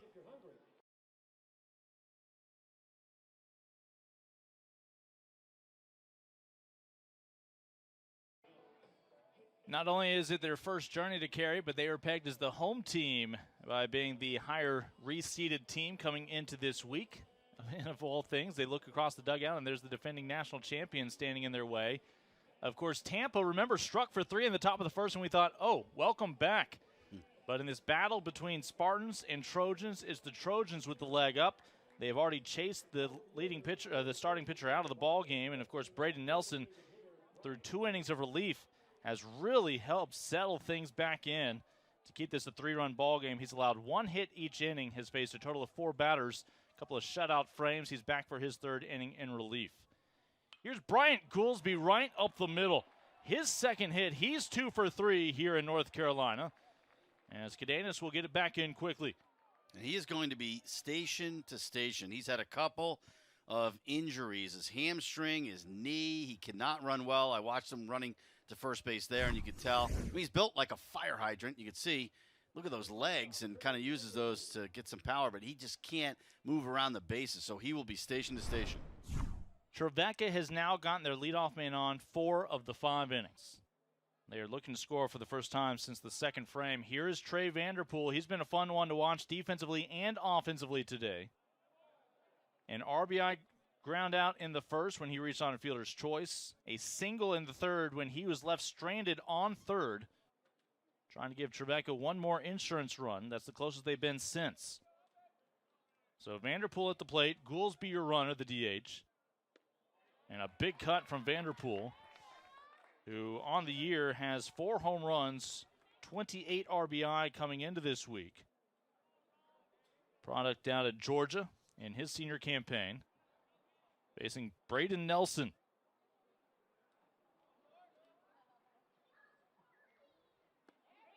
The count 1-2. You mentioned Goolsby. Aggressive move down to 2nd and slow back into the bag. And has a little hitch in his giddy up now. Yeah, I mean, when you have a knee and a hamstring issue, it's going to be tough to even get back to the base, so he's going to be checked out. What he's not doing is going into the Spartans bullpen. Yeah, like we saw earlier with Tampa. So that's not going to become a thing. You know, Trevecca, they have a new coach. Chase Sane is in his 1st year, and I think he's going to come out. Chase is probably going to check on his player. He's walking out there as well. And he took over for Ryan Smalls, who resigned in August. Sane taking over, and he said that it's been mostly a smooth transition, but of course every coach has had to deal with COVID, and he said that they had to figure out a way to stay in shape. They had their weight room closed because of COVID, so they did some outdoor CrossFit workouts, which worked out well. But it's hard to stay in shape when you have a hamstring and a knee issue, and that's the problem, I think, for Goolsby, and we'll see how he was shaken up here. It could have been just taking a step. He might have been hurt before he even made that dive into first base. We'll get back to the live action where he's running some sprints down the line. Yeah, they want to keep his bat in there. The guy hits over 300. He's the designated hitter, so he doesn't have to play in the field, but he still has to run the bases. It's going to be a 1-2 count to Trey Vanderpool after that throwdown a moment ago. Still nobody out. As Trevecca up by 3. It's a lead they captured in the 2nd inning after they erased the deficit quickly in the 1st after they had been trailing in a 3-run hole. The 1-2 from Nelson. Left side, Flint with a chance for 2. Obviously, they'll get the lead out with the slow-moving base runner, but Vanderpool also off the bases. And all of a sudden, 2 outs, nobody on for Trevecca as Christian Flint gets the double play started through Urso and then with Sullivan. That was beautifully done. I mean, that was quickly turned. I mean, you got to go to your right to start that double play. And Urso coming across the bag, he got rid of that ball in a hurry. That was well done by Flint and Urso, the double play combination for Tampa. So all of a sudden, Joseph McNamee comes up with nobody on, and he will see the first pitch and love the first pitch. He grooves one into shallow center. Cadenas just has to knock it down and get it back in. It's a 2-out base hit for McNamee, who today a walk, a single, and a successful sacrifice bunt is having a nice day out of that 6th hole. Yeah, and the guy was just happy to be here. We mentioned earlier that he had a wrist injury and he couldn't swing the bat most of the year, and he is really happy to be back in the lineup, and he's been swinging it well for a while because he's hitting over 340. Conversely, here's John O'Dwyer, 0 for 2 today with a strikeout and a ground out. See if he can join in on the good times with this Trevecca lineup. Hitting .247 on the year, does have 5 home runs, 39 RBI. Senior out of Nashville, went to Father Ryan for high school. As McNamee back in time. So 2 hits this inning for Trevecca, but just 1 base runner to show for it after the double play turn by the middle of the infield for Tampa. They're trying to post a 3rd straight 0 on that scoreboard. This will be out of play. Well, Tampa had to come back in their regional. They were down 6-4 in their game against West Florida in the title game. And West Florida was the number 1 seed, and Tampa came back and won that game. So they're confident they can come back down 3. A long way to go in this one. O'Dwyer trying to extend this inning so that David Milam can take the shin guards off. This one out to center. Cadenas now will come in on it. And there's your 3rd and final out. So after a promising start for Trevecca, it's more of the same. Braden Nelson has posted 3 zeros to reflect the 3 innings he's come on in relief. And that keeps it just a 3-run deficit for the defense.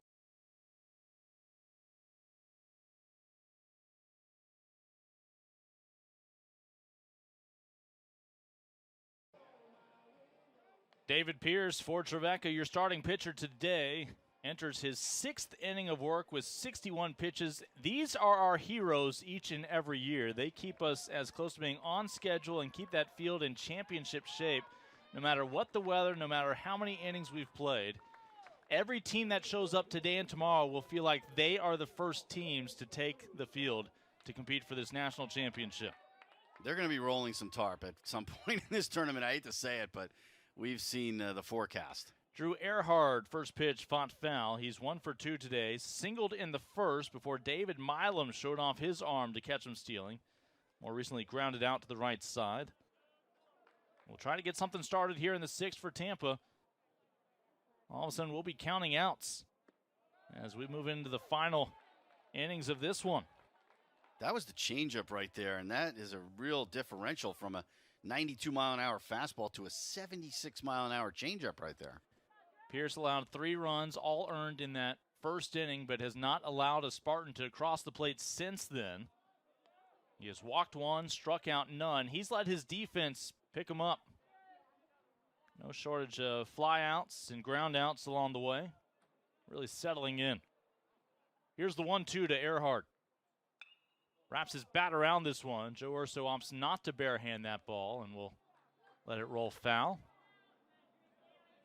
Joe Urso was a pretty good infielder in his time. He played in the Angels organization, made it up to Double-A, was a very popular player in Lake Elsinore, California. So popular that they brought him back as a player coach at one point.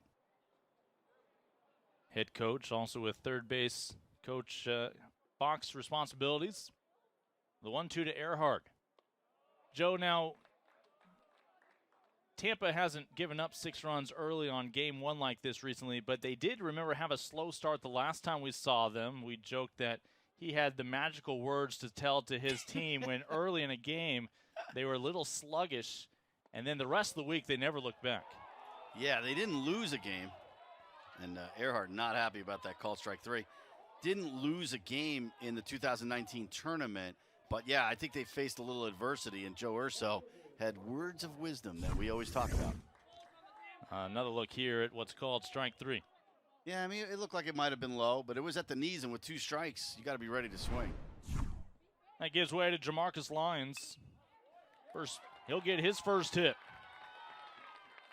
So Tampa still has not been able to get their leadoff man on, but they find their first base runner since back in the 2nd inning. Drew Pierce, remember, had gone 3 straight innings facing the minimum. That was 11 straight retired by Pierce before the hit there from Lyons. Let's see if Tampa can strike for the first time since back in the 1st inning. Here's Dan Sullivan, an RBI single, 1 for 2 today with a run scored. And they're going to come out and visit Drew Pierce. Yeah, we were talking about Tampa winning a couple of years ago, and they've won 8 times. And you think about 2019 with the Spartans, and then into 2020, it's been really the last couple of years of Tampa success in sports because the Tampa Bay Lightning won the Stanley Cup. The Tampa Bay Buccaneers won the Super Bowl. They've got a lot of winning going on in Tampa, right? It's been contagious. Pretty good baseball team. Yeah, they got to the World Series. Yeah. They didn't win, but they were in the World Series. They didn't read their script. Right. They didn't win like the other ones did. But no, the Tampa Bay region, sports have been very kind to them. And yes, Joe Urso's men get full credit for all of it.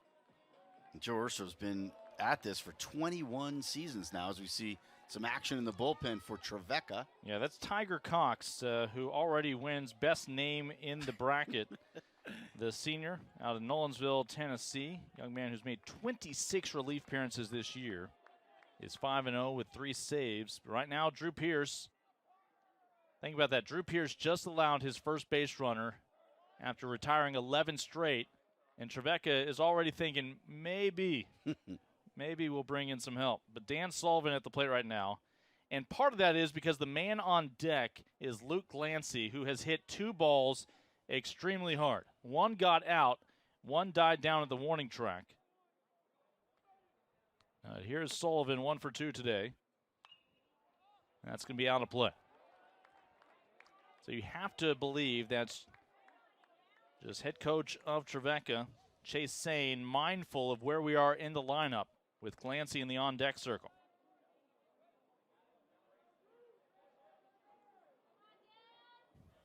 Well, you got a couple of left-handed batters in a row here, and then you go to right-handers, so you might be thinking ahead to those right-handers. Runner on first is Lyons with 1 out. The 0-2 pitch off the mark, as this at bat will continue for Sullivan for at least 1 more pitch. And Sullivan, the junior, hitting .333 this year. Suiting up for his 19th game on the season. The 1-2. And not doing any favors for Pierce there. Trey Vanderpool is playing him straight up the middle. And that's the kind of shift you used to see, where that's a shift, but it's not the overshift where he's on the other side of second base. That's the kind of shift where if some people get their way, you might have to do it that way, where you can't go to the other side of second base. This is playable in foul territory. You've got a lot of ground to work with over there, but ultimately just too much real estate to cover despite the effort. As Joseph McNamee at third was trying to track that one down. So Sullivan will live to see a 2-2 pitch in a moment here again. And he's 1 for 2 with an RBI and a run scored. Part of that first inning success story for Tampa when they went up 3-0 briefly. Only to see Trevecca answer in the bottom of the first and do it again in the bottom of the second to take this lead 6-3. It has held until now the top of the 6th. Runner on, 2-2, and the count's gone full to Sullivan. As that one not in the 6'2" batter strike zone. Drew Pierce, your only starting pitcher left in this ball game. The payoff pitch.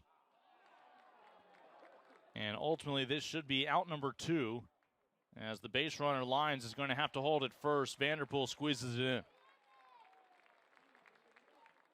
But the reason why we thought perhaps there might be concern with who your pitcher is because of what Luke Glancy has seen today. This was back in the first inning. Glancy with the bomb. And that would make it a 3-0 lead for Tampa. He came back up in the 4th, and it would prove to be just short with some warning track power. But here is Drew Pierce, Luke Glancy, round 3. With 2 outs and the base runner Lyons still at first. This one down the line. That's a fair ball. Lyons with 2 outs is going to get the stop sign when he sees his head coach Joe Urso halfway down the line. And that is a 2-out double for Luke Glancy's second extra base hit today. As Tampa not ready to say goodbye to this inning just yet. And let's see if we have a pinch hitter for this situation as you get another look at the DH with the double. Well, the first time, and no doubt about it, home run. And this time, that was a bullet down the right field line. It was hit so hard that I don't think it gave Lyons enough time to get home. And Coach Urso made a good decision to hold him up because I think he would have been thrown out. How's this for tough love from Dad? J.D. Urso due up with 2 on, and he says, son, I've got someone else in mind. It's John Malcolm, the sophomore, former Vanderbilt man out of Detroit, Michigan. 4 home runs this year, 21 RBI. What a bat to have off the bench available. Yeah, you have to put that father-son thing aside and try to win a game.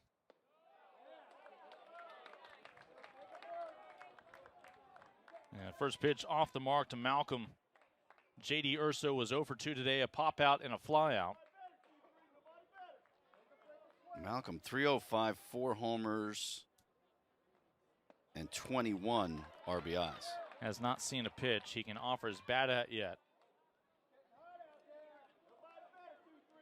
Runner on third is Jamarcus Lyons. He had the 1-out single moments ago. The 2-out double from Glancy, so 2 on in scoring position. Here's the 2-0 from Pierce. Malcolm able to hold up. No, they say he went. The appeal down to third base umpire Mark Wall. And there's your first strike in the count. Otherwise, we're talking a 3-0. Well, Malcolm has more power than J.D. Urso, so I think Coach Urso is looking for lightning in a bottle here, a 3-run homer to tie the game. Pretty close. Yeah, tying run at the plate, the pinch hitter Malcolm.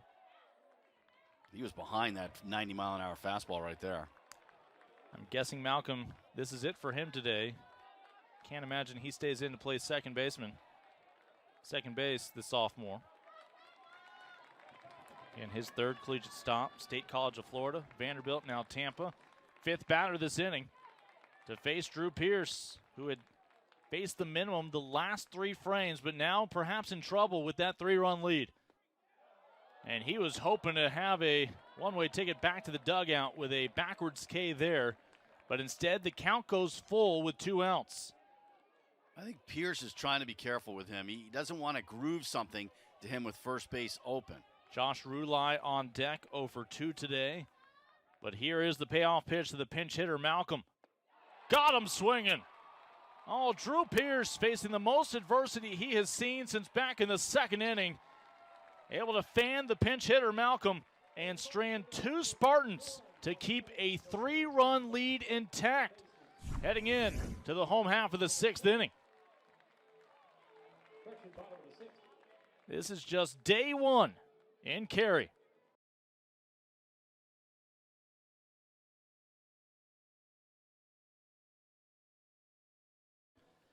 Well, both teams have threatened, including Tampa, but the result is, again, we are still stuck on a 6-3 ball game.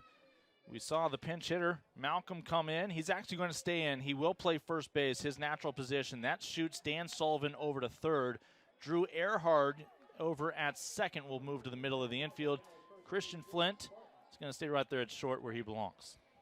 So they tried to get the power there to try to tie this game up, but how about Pierce? He didn't have any strikeouts in the first 5 innings, but he had 2 of them there in the 6th and left a couple of men stranded. And last out, the biggest one.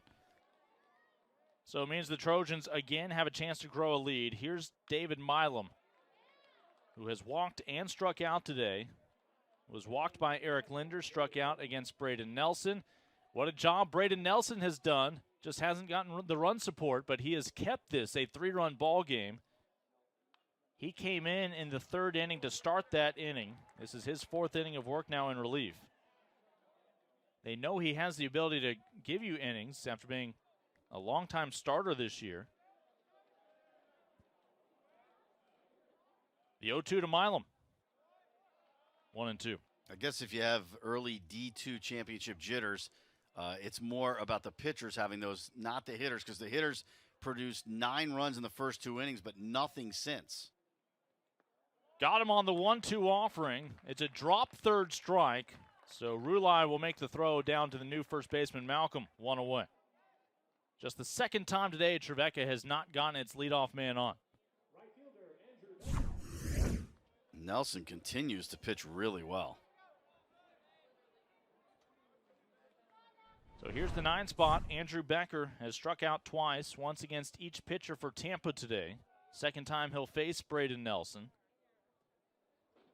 Then we get back to the top of the order. Braden Odom has one of our 3 home runs today.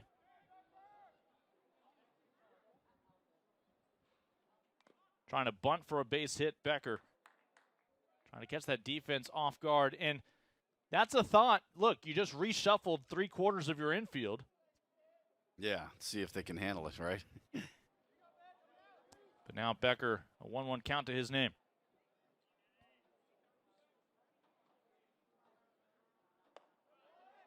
Trevecca today, 6 runs on 9 hits. Tampa, 3 runs on 7 hits. Neither defense has made any miscues in terms of errors. And no damage done with that ball squeezed out of the glove of Rulai with no base runners on. So 3 1/3 scoreless today for Nelson, and give him 6 scoreless as a relief pitcher since he went into that role, just doing that in the regional. I have to imagine that ERA is starting to plummet. The 3-1. That probably was ball 4, but not going to risk it. Becker fights it foul to send the count full. And that's funny how a guy can be a starter and it's not going as well for him, and you put him in the bullpen and he's much better. He's throwing hard. He's throwing 92, 93 miles an hour. 1 out, nobody on. Got him on the 3-2. Back-to-back strikeouts. Third time Becker goes down on strike 3. And that means when Odom comes up, there will be nobody on to bring home. This is your top RBI guy. Another look at the strikeout. Yeah, just blowing him away with a fastball. He knows that at the bottom of the order, they can't catch up to his fastball. Milam and Becker against Nelson are a combined 0 for 4 with 4 strikeouts. Braden Odom homered in the first at-bat in the program's history here in the national championship, but since then a fly-out and a ground-out. Second time for him to see Braden Nelson today.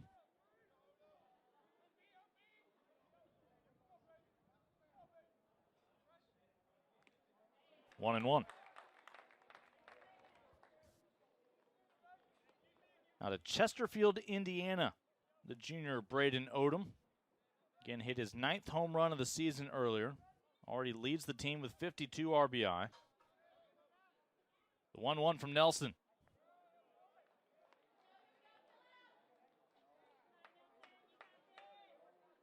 Trojans had to win 4 games in their conference tournament to win that title and the automatic bid to the NCAA postseason.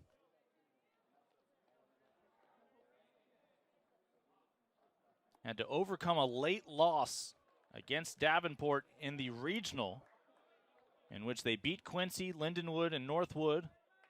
Lost to Davenport 6-2 before coming back and beating Davenport in the final 11-9. Right back up the middle. Scary moment there off Nelson.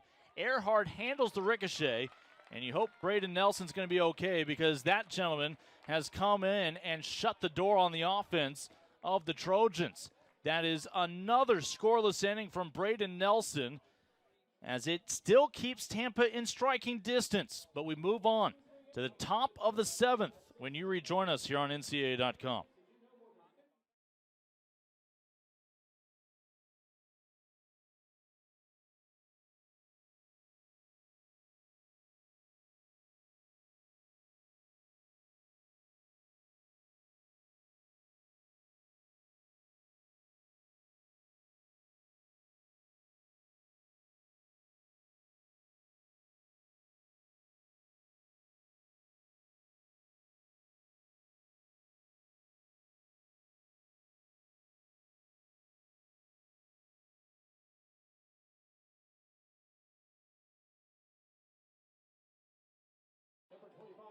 Six innings in the book. We move to the top of the 7th. We hand things back over to Joe. And we got a pinch hitter, Luke McDonald, leading off for Tampa. Takes a called strike with the Spartans trailing Trevecca 6-3 going to the 7th inning.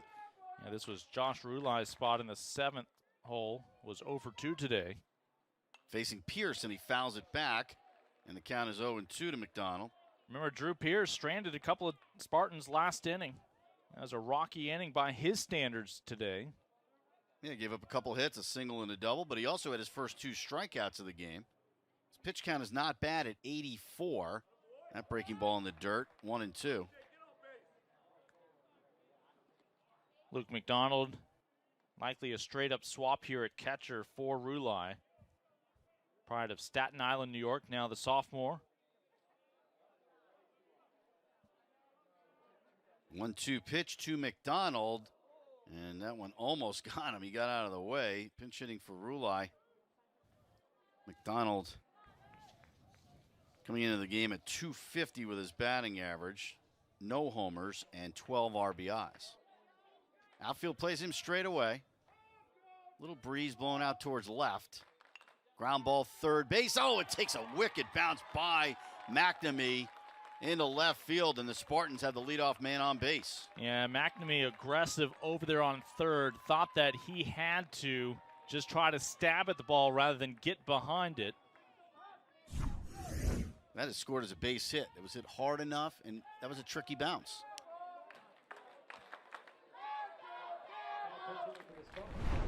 So that's the 8th hit. It's the first time Tampa has gotten their leadoff man on. Trying to get a couple men on here to get the tying run to the plate. Jose Cadenas at the plate. 1 for 2, infield single. Switch hitter normally, but not now. Maybe he gave up switch hitting because he's batting from the right side these days. Unless, do we have a pinch hitter? No, we do have a pinch hitter here. So another pinch hitter is up there. This is Sam Freitas. I beg your pardon. So Freitas hitting for Cadenas. And he swings and misses. And the count is 1-1. So Joe Urso pulling out all stops. 3 consecutive pinch hitters going back to the last inning. Freitas, the senior, out of Georgia, hitting .231 this year with 4 RBI. It's his 15th game on the season. No home runs. So Pierce with some new hitters to face. And goes with a breaking ball there, down and away, and it's 2-1 to Freitas. Yeah, if they're not going to change their pitcher, we're just going to change our hitters to give a new look. Freitas, a senior from Lawrenceville, Georgia. Runner at first base, McDonald, with nobody out. Flint is on deck to hit for himself. 3/4 swing there, and it's fouled back. 2-2 now to Freitas. Can't imagine they'll be too aggressive with the base runner McDonald on first. They just need base runners, a 3-run deficit.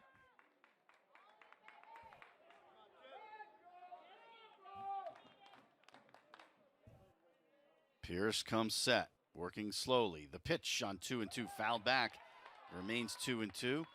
Tiger Cox has been throwing in the bullpen for a little while for Trevecca. Seems like he's ready to go. Yeah, we saw him before last inning.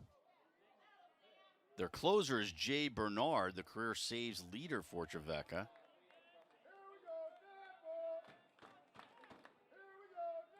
Two balls, 2 strikes to Freitas. The pitch. Bouncing ball foul third base side. It remains even at 2-2. A game that Tampa started with 3 runs in the first inning. They had a 2-run homer in that frame from Luke Glancy, his 4th of the year. It was 3-0 Tampa, but Trevecca, they scored 3 in the bottom of the first as Odom hit the first pitch he saw out of the ballpark to right.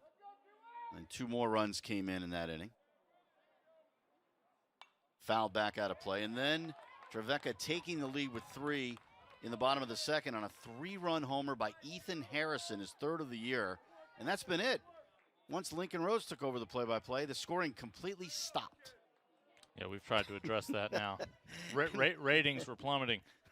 Pierce really got into a nice groove. He wasn't striking people out, but he was getting them out, having his fielders do the work. 2-2 to Freitas. Upstairs, 3-2. Yeah, it's 5 straight scoreless innings for Tampa, although they started to make things interesting last inning, making some noise, stranding 2 in scoring position. Meanwhile, Linder, the starter for Tampa, he gave up 6 runs in 2 innings, and then Nelson has completely shut the door since he came in for the Spartans on the mound. 3-2 pitch, swing and a miss, strike 3. Pierce gets his 3rd strikeout, 1 away. Yeah, Drew Pierce again came into today talking about striking out about 7 per ball game. A slow start, but making up for lost time. Good placement of the fastball there on the outside part of the plate. And now we will see another pinch hitter as Nick Durr will step in, the senior. We're getting some seniors that are trying to help out on a comeback. The Florida State transfer, Durr, who has not had a great year, is pinch hitting for Flint here. So you're losing the defense of a great shortstop in Christian Flint, who was 1 for 2 today, with a single back in the second inning before flying out in the fifth. And this one I don't really understand because you got Durr hitting 190, no homers, 4 RBIs. Although, you know, Flint is not the greatest hitter they have on the team either, hitting a 217. But I'm not sure that, you know, this is the guy that you think is going to do a lot of damage as he fouls it off the end of the bat, 0-2. Now, in the past, he was a much better hitter, but just hasn't had a good year. It's his 20th game on the year. But again, as you noted, 4th straight pinch hitter Drew Pierce has seen. Runner at first, 1 out. Durr takes way upstairs, and it's 1-2. So Tampa's entire infield is going to be reinvented over these past 2 innings. Runner at first, McDonald being held. 1-2 to Durr. Right there, strike 3 called on the fastball. Durr caught looking. 2 strikeouts in a row for Pierce, who now has 4 in the game, 2 down. Well, these 4 pinch hitters are combined 1 for 4 with 3 strikeouts, as Drew Pierce likes the fresh faces. Well, you know, Nick Durr, I was mentioning, he's had a better career than he's had this year. I mean, he was a 295 career hitter. Last year, 353 before we were shut down by COVID, and 298 for that championship team. But this year, he just hasn't swung the bat well, and he's just caught looking there. Now, E.J. Cumbo will actually hit for himself, and he is 0 for 3. Guy who's hitting 409 coming in is grounded to second, hit into a double play 8-3 when he flew out to center, and he's grounded to first. It just means he's due, right? 7 home runs on the year. He was a freshman All-America at New York Tech. Takes a called strike 0-1. Then they disbanded the program, and he came over here to Tampa, now a sophomore. Again, it's the first inning. Tampa's had their leadoff man on, and 2 batters later, they have not been able to advance him because of a pair of strikeouts. And it's not like that's the tying run. They've still got some work to do with only 5 outs remaining in this ball game, perhaps. Or pardon me, 7 outs remaining in this ball game. Cumbo has pop. He has 7 homers. A little bit of an open stance up there. Waving the bat. Pierce deals. Little looper into right field. That's a base hit. Heading for third base is McDonald, but he holds up at second. And it'll be runners at first and second with 2 down. So finally, McDonald gets to advance 90 feet down there to second base. Cumbo, after starting the day 0 for 3, you mentioned, despite impressive numbers this year, finally comes through with the hit and keeps this inning going. And we'll see if Pierce continues in this game, as Coach Chase Sane might decide to make a pitching change. And he will, because Pierce is getting congratulations out there on the mound. And Pierce, you know, after that tough start of giving up 3 runs in the top of the first inning, he definitely rebounded. But now leaving it up to Tiger Cox to try to get out of a situation with 2 men on. We'll step aside. 6-3, Trevecca trying to hang on to the lead on NCAA.com.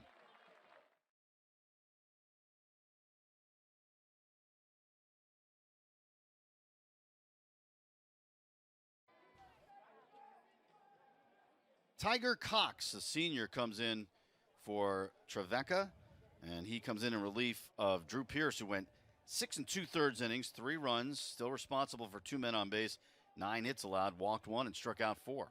Yeah, here's a guy who has not made a start this year. It's his 27th appearance, all in relief, 35-plus innings under his belt this year, a 5-0 record, 3 saves. They're hoping he can at least pick up a hold here and pass the torch, preserving a 3-run lead. But at the moment, Tampa with 2 outs has 2 on, threatening. Comes into that tough situation, faced the number 2 hitter, Drew Earhart. So it'll be up to Cox to try to get it done. The senior from Nolensville, Tennessee, 6'3". And Earhart is 1 for 3 so far today. A single in the first inning. He's grounded at first, and he has struck out. 2 men on base. McDonald led it off with a single as a pinch hitter. And then Cumbo with a little looper in the right field for a single. So 2 on, 2 strikeouts in the middle of this inning.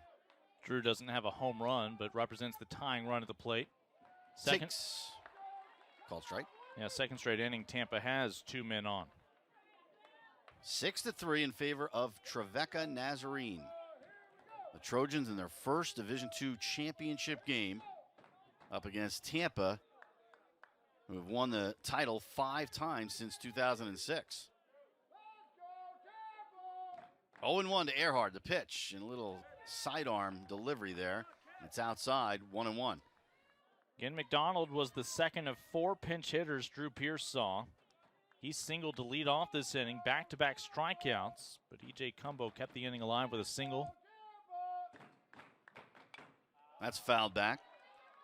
Drew Pierce at the moment, 6 2/3, 9 hits, 3 runs, both earned. All that was in that first inning, the runs. Walked 1, struck out 4, so at the moment he's on the hook for 2 base runners. Tiger Cox trying to help the starter out. McDonald leading at second and Cumbo leading at first base. Cox ready on 1-2 to Earhart. Line drive down the left field line, hit well in the corner, and it is gone! A 3-run homer for Drew Earhart to tie the game at 6. His first home run of the season. Unbelievable.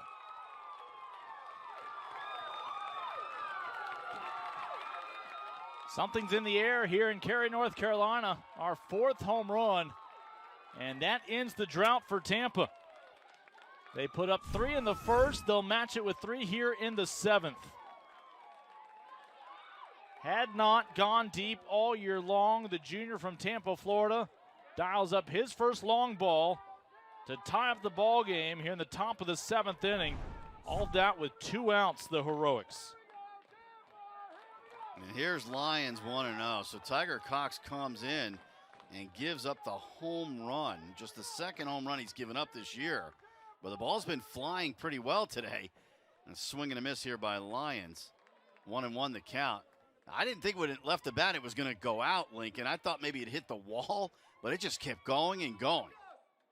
Well, yeah, he was not just trying for a big fly. That one was on a line drive out of here. That's it off the end of the bat. And it's 1-2 to Lions. So we start all over again, tied at 6. What a game. Just our first of the week. One more game coming up later on tonight. Are they all going to be like this? I think that's the requirement now, isn't it? There's a breaking ball. Strike 3 called. Lions goes down on strikes, but Cox gives up the home run, a 3-run shot by Drew Earhart. And this ball game is tied up at 6 at the 7th inning stretch at the Division II baseball.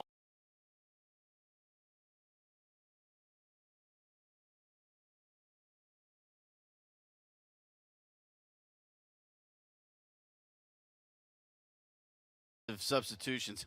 We'll get to those in a minute, but how about that 3-run homer by Earhart? Right now, for the moment, he's the hero. We've had a lot of homers. That was the 4th home run of this game, 2 for each team, and we're all tied at 6 as we go to the bottom of the 7th. Yeah, every inning where there's been a run, there's been 3 runs. As it's been feast or famine throughout this one. We had a nice drought going.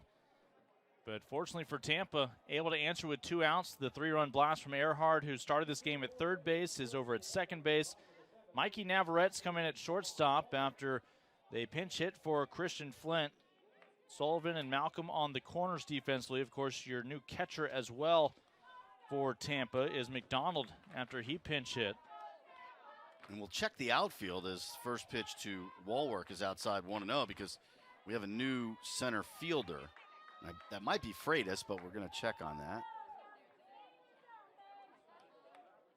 Wallwork has been on base every time up. He's at a walk and 2 singles, and he takes inside from Nelson. It looks like we have E.J. Cumbo now in center. So Cumbo moves from right to center. We'll get this for you as we go along here. That pitch is a ball. And then we've got in right field Sam Freitas. So Freitas, who came in as a pinch hitter, staying in the game to play right. Cumbo moves to center. So we've had all kinds of defensive changes. There's Tampa. only one man standing where he stood when this game began, and that is left field Jamarcus Lyons. Yeah, it's like musical chairs out there. 3-1 to Wallwork. Meanwhile, after Linder left the game as a pitcher, Nelson has done a fantastic job out of the bullpen. And that's fouled back. These are the first pitches Braden Nelson has thrown without a deficit. He's just hoping eventually he gets to throw a pitch with a lead. Well, he gave up an infield single in the third and then got the next three batters. Gave up one base hit in the fourth, left that man on. Allowed a single in the fifth, got a double play ball. Here's a pop-up, long run into foul territory and unable to get there as Lions. The count 3-2 to Wallwork. And then in the sixth inning, Nelson had a 1-2-3 inning with a couple of strikeouts. He has K'd 4 since he came into the game in the third inning. He's gone 4 innings. He's gone 4 innings. He's got 4 strikeouts. He has not walked anybody, so he's done just a great job out there. Well, and the best news is he's pitching again this inning. Remember, he took that line drive off the leg for the final out. Yeah, it was a 1-4-3 putout. He acted like it was nothing. Wallwork slaps one foul in left field. And that one goes to the grass area. That easily had the distance, so these balls are flying here in Cary today. And that was like a little slap hit the other way. So, yeah, I mean, the ball is really carrying. Wallwork, the number 2 hitter in the lineup.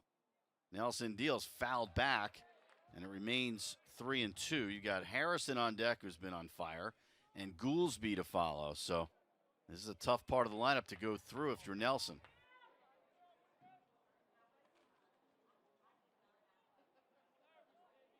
Alongside Lincoln Rose, I'm Joe Castellano. Great to have you with us here at the Division II Baseball Championship in Cary, North Carolina. Not far from Raleigh and Durham and Chapel Hill. Tobacco Road, foul back as Wallwork really working him here. Yeah, there's a lot of postseason baseball, Division I, Division II in the region right now.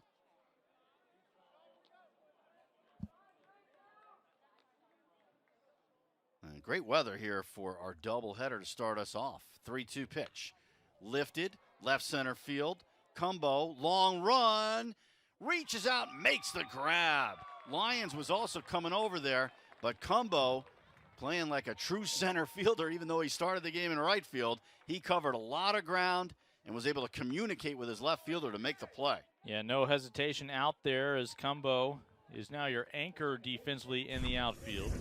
After starting the day in right on his horse, able to make the squeeze in front of the warning track.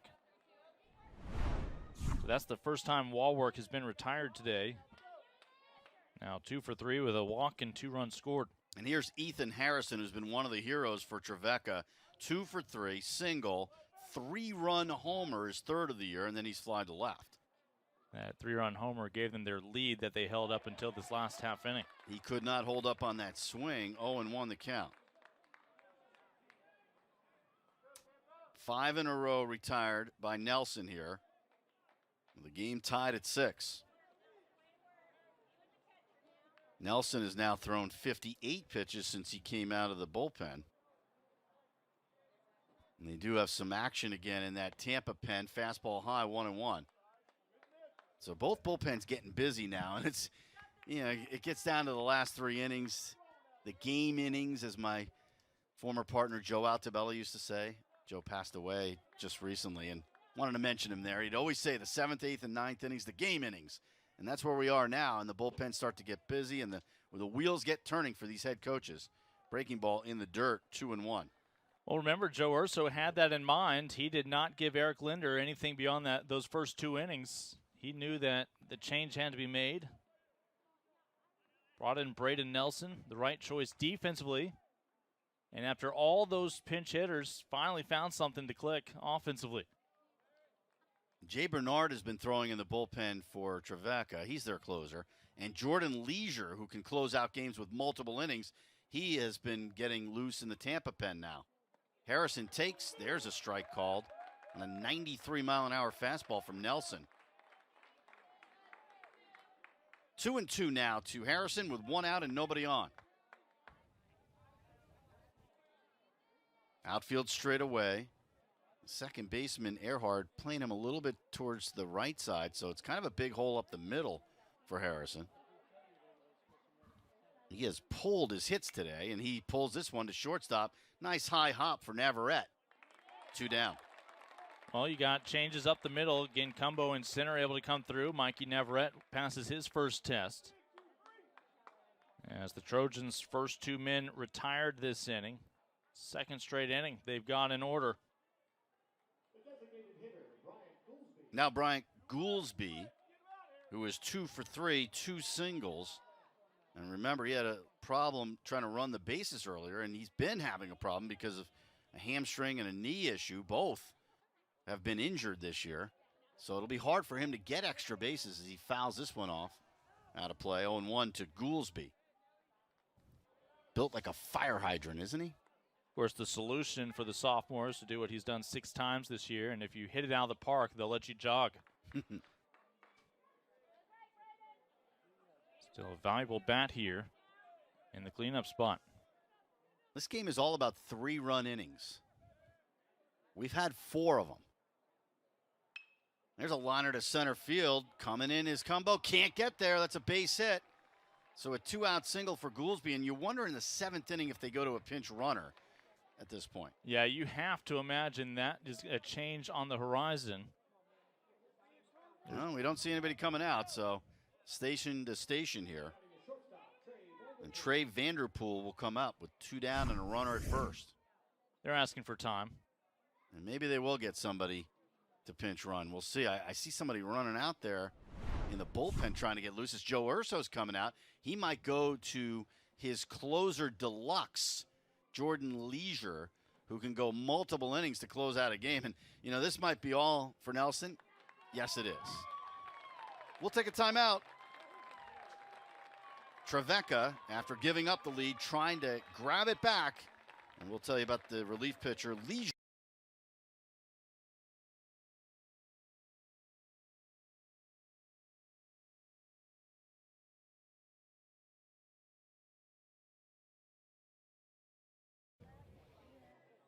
Great ball game for our first game of the Division II Baseball Championship.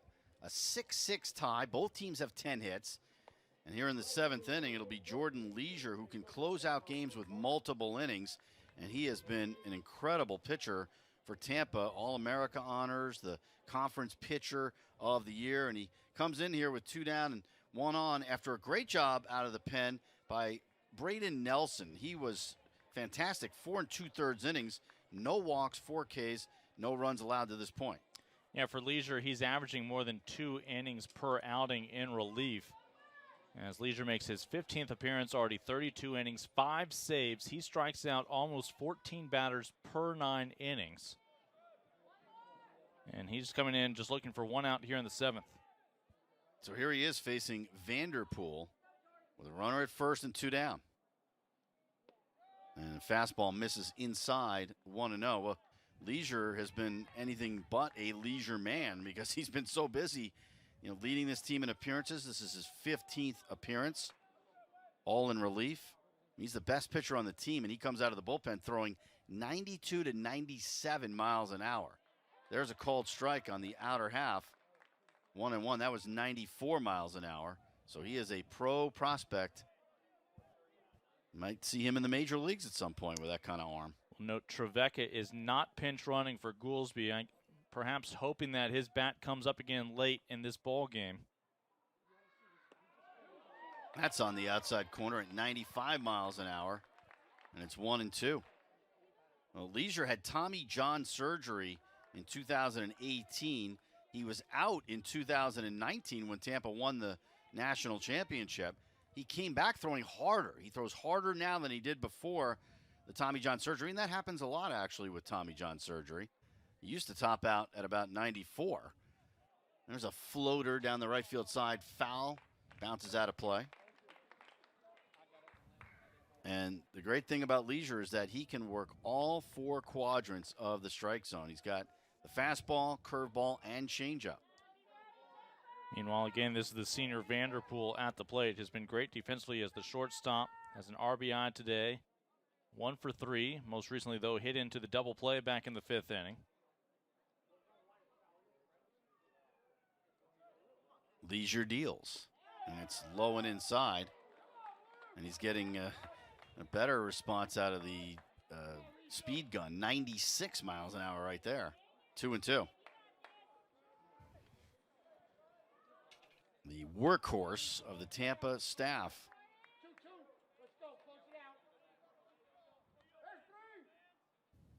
Swing and a miss, strike 3. He got him with the high heat. And Vanderpool goes down on strikes to retire the side. No runs, 1 hit, no errors, 1 left. We have played 7 in Cary, North Carolina. Leisure has come in with power.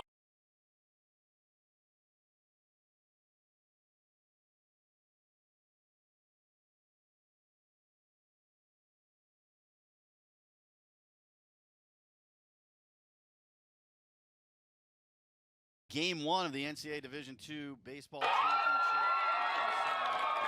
A couple of home runs in the first inning, and each team scored 3 runs. We've had 4 home runs all told in this game. We saw a 3-0 lead for Tampa, then it was tied up, then it was a 6-3 lead for Trevecca, and eventually tied up on that home run right there. The celebration was complete for Drew Earhart, who tied it in the 7th with a 3-run homer. And Tampa pretty stoked about that. And that's where we stand now, 6-6 as we go to the 8th. 3's been a magical number, so how about a 3rd pitcher today for Trevecca? Yeah, Jay Bernard, who is the closer for Trevecca, and he has been great all year. He is a guy who feeds on adrenaline. He's the career saves leader for Trevecca. And even though he throws 87 to 89 miles an hour, it's actually hard to see the ball out of his hand. It appears like it's coming in faster than that. He throws a splitter and a cutter, a lot of movement on his pitches, and a big-time competitor, Bernard, coming out there. First man he's going to face is the cleanup hitter for Tampa. This is Dan Sullivan. Had an RBI single back in the first, 1 for 3 today. Bernard, 3-0, 1.04 ERA, and 9 saves, way outside with his first pitch, as he has gone 26 innings, given up 15 hits.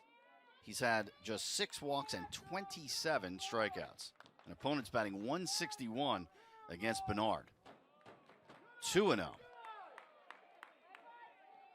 Tampa finally, for the first time today, got their leadoff man on base last inning, and ultimately we would see McDonald come home and score, thanks to the 2-run home run from Earhart. Sullivan fouls it back. They're playing him to pull a little bit. Well, he had a single that drove in a run in the first inning, and then he's grounded to second and popped to short since. It's Glancy and then Malcolm to follow.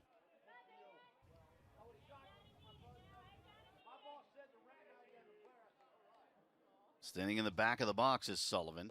Look out. He kind of crowds the plate as well, so maybe that wasn't even as close as it looked, but he's leaning out over it a little. 3-1. Each team has 6 runs, 10 hits. And they've played flawless defense so far. A big gap in left center with a center fielder, Odom, shaded towards right center. Ball 4. So Sullivan with a leadoff walk against Bernard. Yeah, again, after Tampa, the first 6 innings could not get its leadoff man on. Now all of a sudden, back-to-back innings, able to set the table. And, well, if you're going to get on, you want to get on for this man, Luke Glancy, who's about to step in. Glancy, the number 5 hitter in the lineup. 2-run homer in the first, double in the 6th, 2 for 3. And that 1 out, the one time he was retired, he was maybe just a couple feet shy of his 2nd home run today. He was trying to jack that one out of here right there, as he has pulled the ball twice for his extra base hits. His home run in the first inning was his 4th of the year. The grad student finally getting a chance to play in the D2 championship as he hits a fly ball in the left field. Here comes O'Dwyer with the sun shining, got the sunglasses on, and he makes the catch. 1 away. So the runner Sullivan's going to have to hold at first. No indication that they are going to try to play some small ball to move him around. Here's Malcolm, who stayed in the ball game after pinch hitting back in the 6th inning. He stayed out there at first. He struck out as a pinch hitter. So Malcolm up there with a runner at first and 1 out. He was the first of 4 straight pinch hitters for Joe Urso. It's like a hockey line change. That pitch is low for a ball. 1-0. It's kind of the way Gabe Kapler works it with the Giants, who I watch a lot. They bring in different hitters in the 5th or 6th inning, pinch hitters, and looking at matchups, and that's what Joe Urso was doing. We'll see if it works out for him. It's funny because they tied the game with somebody who wasn't a pinch hitter, Earhart, who hit that home run. He was in the starting lineup. 2-0. Well, that's only because Coach knew he hadn't hit a home run all year, and he was due.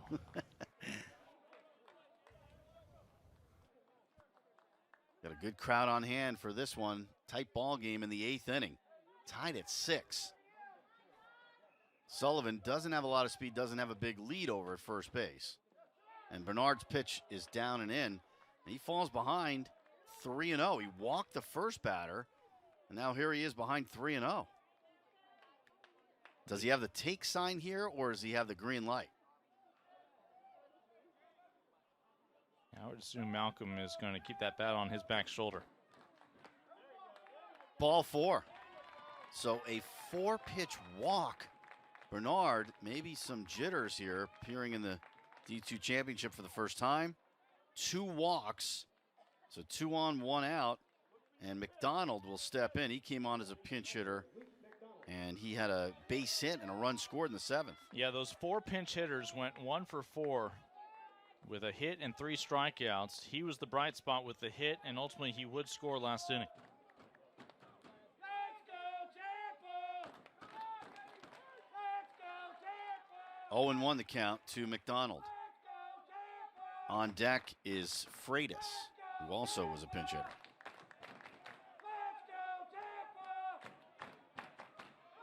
Bernard trying to throw strikes now. Looks at second, takes a deep breath. The 0-1 to McDonald. That's in there for a called strike, and he did not like the call. McDonald thought it was low. Yeah, David Milam has about and Joe Urso is sticking up for his hitter right here.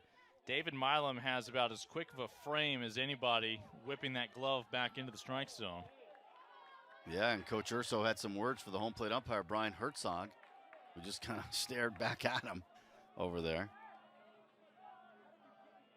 0-2 to McDonald. The pitch. Breaking ball grounded to second. This could be 2. Harrison to second, 1. Vanderpool to first. In time. Inning-ending double play. 4-6-3 off the bat of McDonald. And that retires the side. No runs, no hits, no errors, 1 left. We go to the bottom of the 8th inning after the doctor ordered up this double play ball. Bernard doing the job.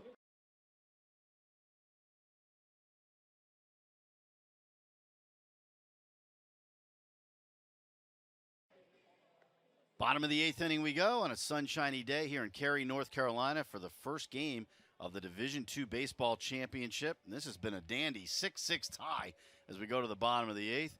After this game, we've got Central Missouri and Northwest Nazarene. That is set to start at 6 p.m. Eastern Time. Number 1 seeded Mules coming out of the Central region, and the Nighthawks of Northwest Nazarene, number 8 seed, coming out of the West. And the winner of this game, Tampa and Trevecca, will play the winner of that game on Monday. And that is the night game. The day game, I should say, on Sunday. And the other game, no, I'm correct about that. It's Monday, right? Yeah, Monday is the game between those 2 teams. And then the team that loses this game plays the loser of that second game. Again, that's Monday. And that'll be the day game, 2 o'clock. That'll be the first elimination game of the tournament. There is a slight advantage to being involved on this first day if you win, because then if you win that Monday matchup, you're going to have an extra day off compared to the team that comes out of the other half of our bracket when eventually these things merge together. Yeah, tomorrow we've got another doubleheader, which is on the other side of the bracket. Leisure facing McNamee to lead off He is 1 for 1, a single. He's had a sac bunt and a walk, and he gets ahead in the count 2-0. On Sunday, we have the 2 o'clock and 6 o'clock starts again. We've got Angelo State against Wingate and Seton Hill against Southern New Hampshire, which will be the night game. Called strike, McNamee a count of 2-1. We saw every team come out here yesterday to get some time on the field. We have seen a variety of teams also come through. We get to see them walk just beyond the batter's eye as they head over to an adjacent field. As this is a complex with 4 fields. This is the one championship stage, but identical lines, 330 down each line, 400 center. So you get in a legit practice with all the same dimensions while waiting your turn. Such a big difference if you lose this game and you go into that Monday afternoon game, because all of a sudden your backs are to the wall. You win this game, it's just a much more comfortable feeling going into that winner's bracket, and you play the next game knowing that you can lose and still continue on. Yeah, if you lose on the first day, it is a difficult path to that championship, let alone winning the championship. We did see it. I know you and I saw it. Wasn't it, didn't we see? Well, San Diego got San there, Diego but they didn't ran win it. Yeah. Right, they ran out of steam after. That was in Texas, in Grand Prairie. That was Angelo State officially was our host, even though we were several hours away from San Angelo, Texas. And that was 2017 when Westchester won it all. That's fouled back, and McNamee still with a count of 3-2. Since that time, we came back to Cary, and we saw Augustana win in 2018 and Tampa win in 2019, and then last year we got canceled. But the Division II championship has been in Cary for a long time. Foul back again. It's still 3-2. That's 3 foul balls with 2 strikes. It first came to Cary in 2009, and then we took the break and went to Grand Prairie in 2017 and came back. Yeah, you have to imagine we're going to be here for years to come. This is such a great facility, and they do a great job of running the tournament here in Cary, North Carolina. That's foul back to the screen. It remains 3-2. That's 4 foul balls by McNamee with 2 strikes. He's really making Leisure work. There's no leisure here once again. Well, and he's letting all of his Trojan teammates see a variety of pitches from Leisure here. Just the second batter to face Jordan Leisure, who struck out Vanderpool to end a threat last inning. Now the 3-2 again. And a swing and a miss, strike 3. He went up and in, and there's no way McNamee could catch up with that. And that's 2 strikeouts in a row for Leisure. He has K'd both of the batters that he has faced. Yeah, had to work for it, but the end result, identical results for the first 2 batters he's faced, and that gives way to John O'Dwyer, your left fielder. 1 out. O'Dwyer is 0 for 3, struck out, grounded to short, fly to center. You're in the bottom of the 8th of a 6-6 ball game. Tampa has 8, 9, and 1 due up in the 9th inning. O'Dwyer, he takes low for a ball, 1-0. Trevecca's issue right now is this bottom third of the order is a combined 0 for 8 today. The rest of the lineup has had its highlights, but they need this group to come through. 1-0. Grounded, third base. To his left is Sullivan. High throw, safe. Unable to handle it was Malcolm at first base. They're going to apply a tag here because there is a slight move to his left by John O'Dwyer after beating that throw, but nothing aggressive enough that they're going to say makes him eligible to be tagged out. So that's a heads-up play by Tampa. Another look here. Should be an error on Sullivan for the high throw.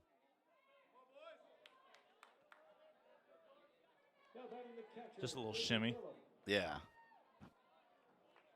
And it just was impossible for Malcolm to come up with that ball and come down in time. So there's our first error of the tournament, an E5, the error on Sullivan. And now Milam comes up with a runner at first, 1 out. He squares around a bunt, bunts it foul behind the plate. Milam, a 165 hitter who's 0 for 2, 2 strikeouts and a walk. You can understand why he'd be bunting there, but you wonder if they keep the bunt on after that one. Well, and again, this will be your Captain Obvious statement, but you really want to get that bunt down on the first try. It is hard to come back after that. Coach Sane trying to get that runner over to second base. Becker is on deck, square to bunt, foul back. So you got to figure that Milam will not try it again after those first 2 attempts did not work out. Yeah, sometimes a catcher who sees so many pitches throughout his career is one of your better bunters. But Milam did not look comfortable on either of those 2 efforts. He's had a couple of sack bunts this year, but not yet here. The Trojans of Trevecca from Nashville, Tennessee, trying to do some damage here. Swing and a miss, strike 3. So Leisure strikes out Milam. 3rd time today that Milam strikes out. Yeah, it's just really disappointing, though. You have a runner on first, and you can't give yourself up to move him into scoring position. With 2 strikes, you lose that ability to try to square around.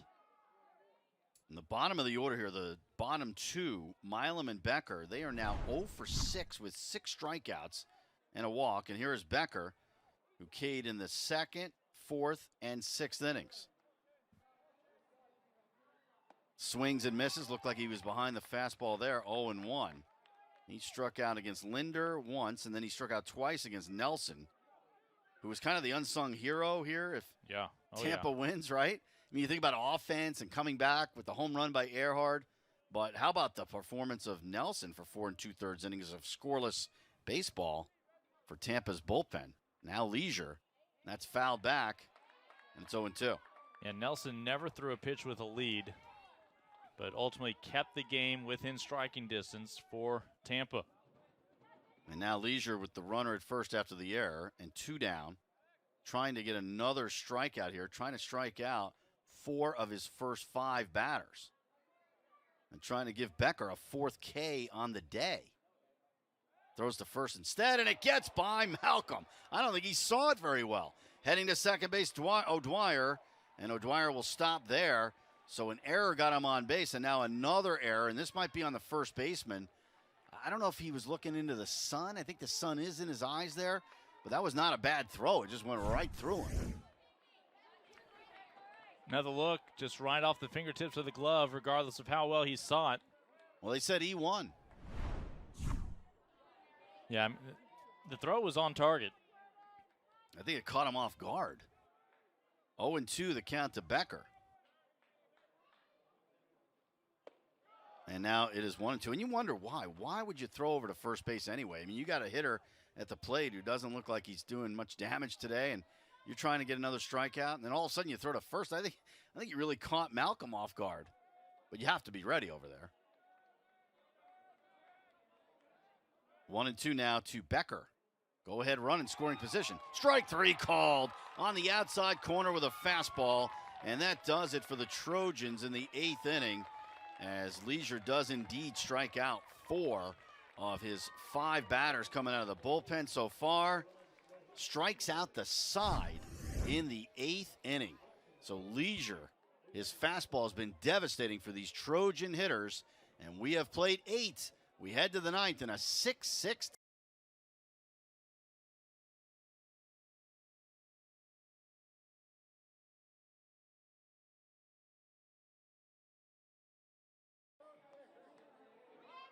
What a ball game, and we're all even at 6 as we go to the 9th inning here at Coleman Field.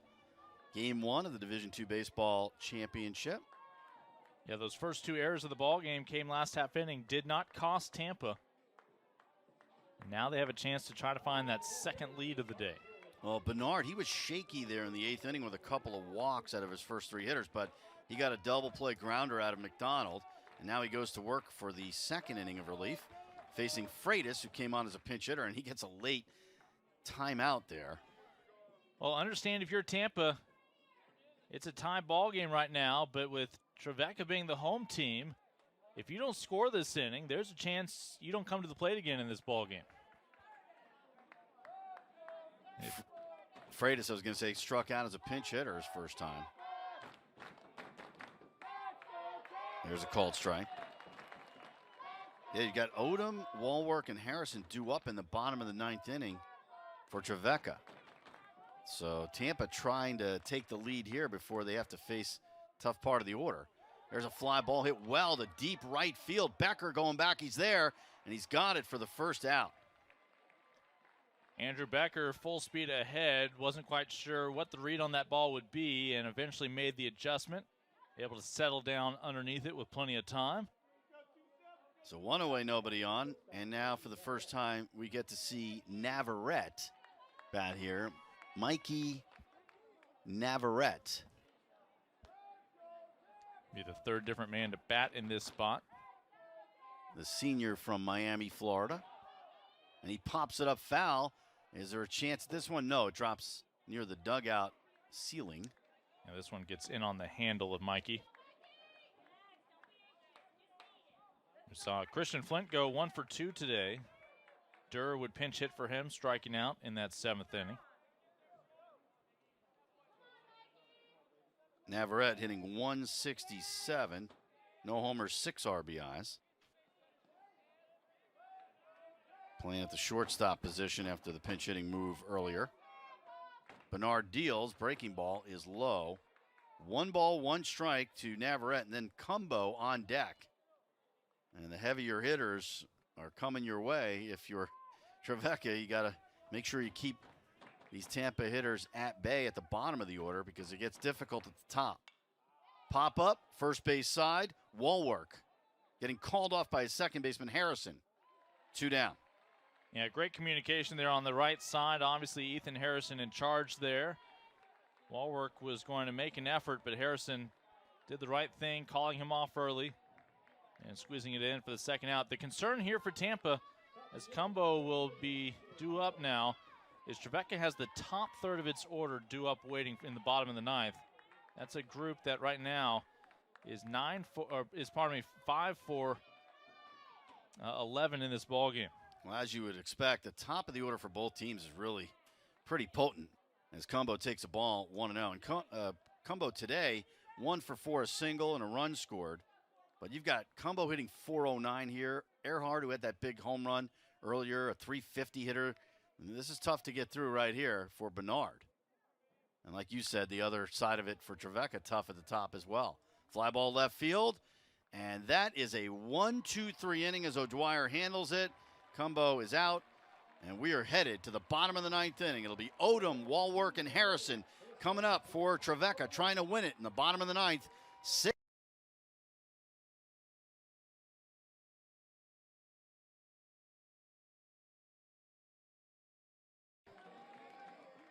A nice contingent from Nashville, Tennessee, rooting on the Trevecca Trojans.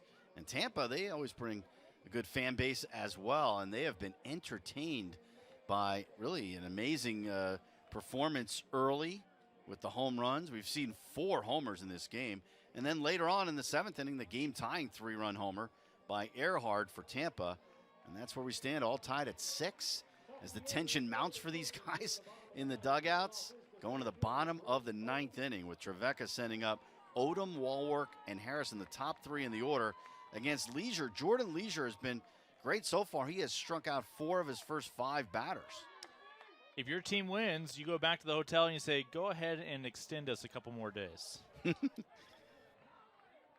you know you'll go into the winner's bracket if you win. Odom swings and misses 0-1. If you lose, you play Monday afternoon against the loser of our next game, Central Missouri and Northwest Nazarene. That's a 2 o'clock game Monday. If you win, then you play at 6 o'clock Monday against the winner of that game I just mentioned. Well, Odom, remember, came up in the home half of the first inning with Trevecca concerned. They had given up 3 runs to the defending national champions in the top half. And what did Odom do? One of the first pitches he saw, grooved one for a home run. That lifted this group to realize they had a chance to compete today. Odom swings and misses, strike 3 and a 94-mile-an-hour fastball, and that's the way it's gone so far for the Trojans against Leisure. His 5th strikeout, and he has 54 strikeouts now in 34 innings on the season. This is nothing new. Only 1 ball has been put in play so far since Leisure stepped on that was an infield error. But yes, he has struck out 5 of the 6 batters he has faced now since coming on with 2 outs in the 7th inning. Here is Sean Walwork, who takes a called strike 0-1. He has 2 singles and a walk, couple of runs scored, 2 for 3 on the day.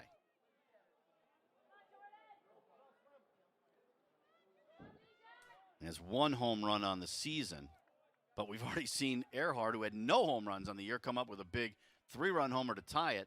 And in the outfield, they are playing wall work way out there. I mean, Cumbo in center is almost to the warning track where he's playing him, as this is fouled back, and it's 0-2.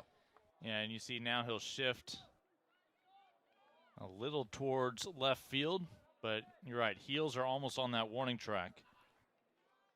No doubles defense. 0-2 to Wallwork with Harrison on deck. Swing and a miss, strike 3. He swatted after a pitch above his eyes. It's a 94-mile-per-hour offering. You've got to commit early. That's one where you're screaming at your little leaguer, try to lay off that. I mean, watch where this pitch ends up. About eye level, I guess. Yeah, when the catcher is standing up to squeeze in that pitch, not even trying to frame it. What a performance so far for Leisure. His pitching coach is coming out, Sam Militello, with Ethan Harrison. You want to be careful with him. I mean, Harrison, 2 for 4 today, 3-run homer, a single. He has belted some balls in the left field, and there's going to be a conversation about how do you go after this guy. You don't want to make a mistake that he wins the ball game with a long ball. 6 strikeouts, 7 batters faced. The problem is Tampa has not given either of its tremendous relievers that we've seen today a lead to work with. They'll hope to have a chance to do that in the 10th inning. So Harrison coming up here, the 6-year senior, trying to at least get on base here with the potential go-ahead, or actually the potential winning run, I should say, the bottom of the 9th inning. They play him deep in the outfield, and they play towards the lines on the corners of the infield. Called strike 0-1, especially at third base. Sullivan guarding that line pretty tightly. They don't want him to hit one down the line for a double. Yeah, he broke up a 3-3 tie in the 2nd inning with that 3-run shot with 2 outs at the time. Leisure into his wind, the 0-1. Upstairs with the heater, 1-1. Well, you got to expect that he is going to be a little more careful with Harrison. But Goolsby, who's on deck, is no picnic. And you certainly don't want to walk Harrison. So as much as you want to be careful, you don't want him on the bases. He's a really good base stealer. And being the winning run, you don't want him on. And there's a called strike, 1-2. That'll even the count, as Leisure has struck out the last 4 batters he has faced, including the first 2 here in the 9th, with the game on the line. Looking for 7 strikeouts out of 8 batters. Trying to get all 7 of his outs on strikeouts. The 1-2. Swing and a miss, strike 3. Leisure does it. He has K'd 7 batters in 2 1/3 innings. So all 7 of his outs have been on strikeouts. And we are going to extra innings after he strikes out the side in order. We head to the 10th. 6-6.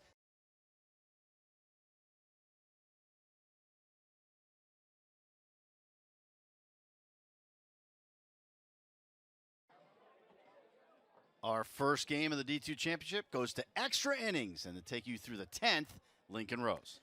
Yeah, Joe, the lineup for Tampa making its way through for a 5th time now. It's going to begin with Drew Earhart. He's the man to blame for extra innings. The 3-run blast with 2 outs in the 7th. So Earhart ties up the ball game with his first home run of the season, 2 for 4 today. And again, he has a chance to give Tampa its 2nd lead of the day. Earhart, Lyons, and Sullivan, the 3 men due up, as they are combined 4 for 10 today in the 2, 3, and 4 spots in this lineup. Earhart shows bunt, pitches off the mark as Jay Bernard still on the mound. Your 3rd pitcher used today for Trevecca. Faced the minimum last inning. It's the first time Tampa went 1-2-3 since back in the 5th. Earhart, this one down the line. That is off the warning track. Extra bases and a Spartan-friendly bounce as well. A stand-up double for Drew Earhart, his 3rd hit today. So Earhart has 3 of the team's hits. He's a triple shy of the cycle. He hopes he doesn't have a chance to bat again. If they can plate him and take a lead and defend it. So a leadoff double. 3rd time today Tampa's been able to get their leadoff man on. And let's see what the plan here is with Jamarcus Lyons. He's capable of the home run. Will they ask him to square around? And Lyons on his first try able to get the bunt down. Only play for Bernard is to first. Well done, Jamarcus Lyons. The sacrifice bunt, and all of a sudden, that second lead on the day for Tampa is 90 feet away. So Earhart, the leadoff double, has been bunted over to third. And now it might be a while before Dan Sullivan sees his first pitch of his at-bat with the potential winning run. Now, mind you, Tampa, your visiting team, so Trevecca will have a chance to answer. But are we about to see a 4th pitcher for the Trojans, or does Jay Bernard stay in this ball game? Well, Chase Douglas, I mean, he just started getting loose, so I don't know if he's going to be ready that quickly. They're going to try to kill as much time as they can and see if they can get him ready. But, you know, if you're Dan Sullivan, you got a golden opportunity here to give your team the lead. Drew Earhart already a heroic outing today and adds to it a leadoff double here in the 10th. He now stands on third. Bernard still your pitcher for Trevecca. And Jamarcus Lyons a moment ago on his first try got the sac bunt down.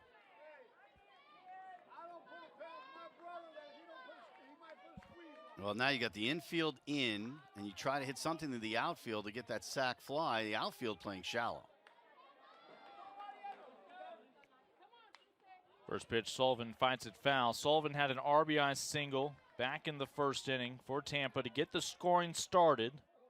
That was right before the home run from Luke Glancy, who is still on deck. Sullivan's now officially 1 for 3 today with a walk, a single, a run scored, an RBI. Looking for another run batted in perhaps here. Now mindful, a wild pitcher pass ball brings that run home. Well, you could tell he had the uppercut swing there, looking for the launch angle to get it to the outfield to score that run, but he just couldn't connect. Bernard on the mound. Drew Earhart, the runner on third. Strikeout situation. The 0-2 to Sullivan. Puts it in play. Throw comes home, not in time, and there will be a base runner to boot for the Spartans. For the first time since the first inning, Tampa has a lead. Drew Earhart comes home. The RBI from Dan Sullivan, his second on the day. Well, you got almost what you wanted, a ground ball and an infielder, but the problem was that Harrison wasn't playing as shallow as maybe you would like him to be. He's on the dirt. So by the time he gathers that in and shuffles his feet a little bit to make that throw, it's too late. He didn't have a chance.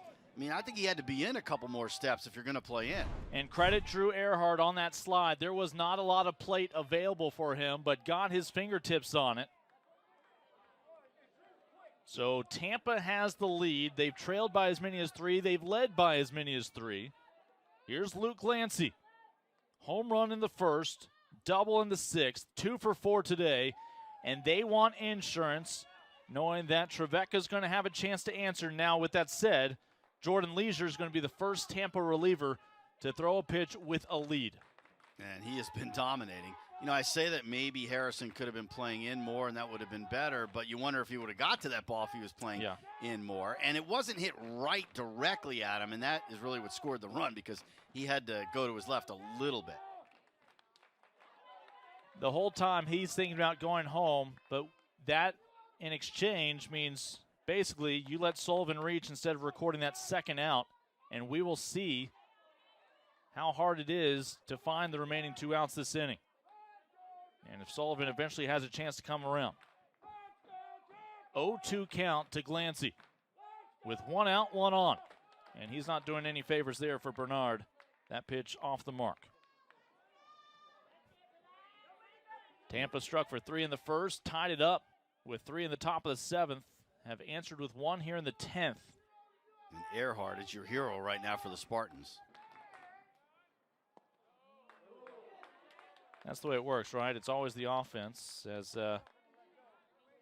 we will give a special nod to Braden Nelson and Jordan Leisure if they can ultimately prevail today. Especially Nelson.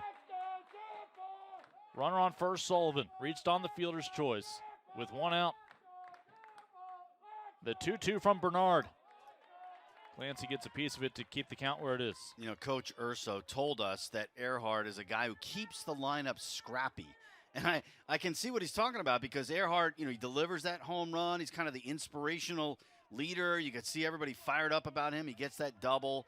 So, you know, you have one guy who plays like that, others start playing like that as well. Well, and the great thing is Earhart's flexibility. He was able to stay in this game because he could go from third to second defensively as well. So valuable on both sides. 2-2. This one sky high. Out towards right is Becker. He'll come in on it. This will just be your second out. But having to hold up at first is Sullivan. 2 away. There's another thing about Earhart is that he has been with Tampa since he was a freshman, which is kind of unusual. They have a lot of transfers. They bring in players from all over, but he's been a Spartan through and through. Well, he's, again, homegrown from Tampa, Florida. Clancy back into the dugout, the DH. Here's John Malcolm. A strikeout and a walk today for the first baseman. Came in to pinch hit back in the 6th inning. Makes his 3rd plate appearance. Tampa still craves insurance. Drew Earhart, again, led off this inning with a double. A stand-up double at that. A sac bunt from Jamarcus Lyons. Don't want to overlook that. Moved him into a position where he could score on that ground ball from Sullivan. This should do it. Over in foul territory, McNamee, and then it was Milam who thought he had the best chance at it. And again, all too often, that's a tough ball for a catcher. Yeah. And it starts drifting back towards the infield. Really, if you can. If you're the third baseman, you got to call him off there if you can. McNamee right here should say, I've got it, because it's so much of an easier play than a catcher going backwards like that. Going backwards and with that mitt, yeah, you are restricted. Yeah, so I kind of pinned that one on McNamee a little bit. 5th batter of the inning. Again, John Malcolm gets a second life here with 2 outs and 1 on. Count 1 and 2. They didn't score it as an error, although I think there should be an error there on a pop-up. See if that costs Trevecca any more runs this inning. We're talking about heroes for Tampa. Definitely Nelson, like you were talking about, and Leisure. I mean, the bullpen has gone 7 innings of scoreless baseball. Bernard, your second pitcher in relief today for the Trojans. The 1-2 trying to end this inning. That one above the letters and tight to Malcolm. On deck, McDonald. Again, it's a completely reinvented 6, 7, 8, and 9 spot in this lineup. When Joe Urso went to pinch hitters, starting back at the end of the 6th inning. The 2-2. Malcolm out towards center. Odom back towards the warning track, able to make the catch. Oh, Braden Odom, a sensational grab, and as a result, has kept his team within striking range with 3 outs to work with. Now Tampa puts up a run, has the lead here in the 10th, but Braden Odom keeps this game from finding an insurance run favoring the defending champions. That is an amazing, amazing catch. Going way back there to the warning track. Fortunately, he is not shaken up because he, I think, hit his shoulder against the wall, but he's okay, and Trevecca keeps it to the 1-run deficit. When we come back, Spartans just need 3 outs to advance to 1-0 this week.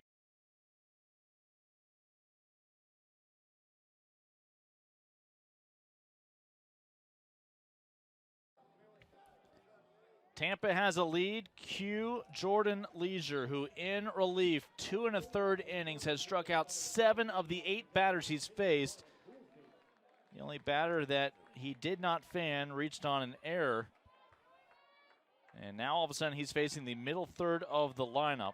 Bryant Goolsby will be the 9th batter Leisure has seen. Of course, Goolsby is 3 for 4 today with 3 singles and a ground out. This is why you didn't pinch run for him back in the 7th inning. You knew there'd be extra innings, right? Oh, yeah, you did. And we have defensive changes again. Sullivan goes back to first base from third. Earhart goes back to third base from second. They're at their original positions.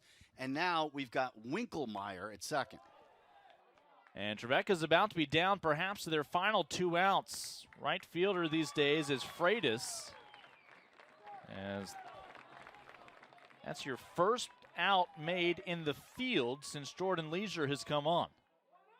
Nicholas Winkelmeyer was out there right away on a pop-up and gave way to the right fielder, but he's the new second baseman. Joe Urso has to feel like this is the best defensive alignment to get them 3 outs. Yeah.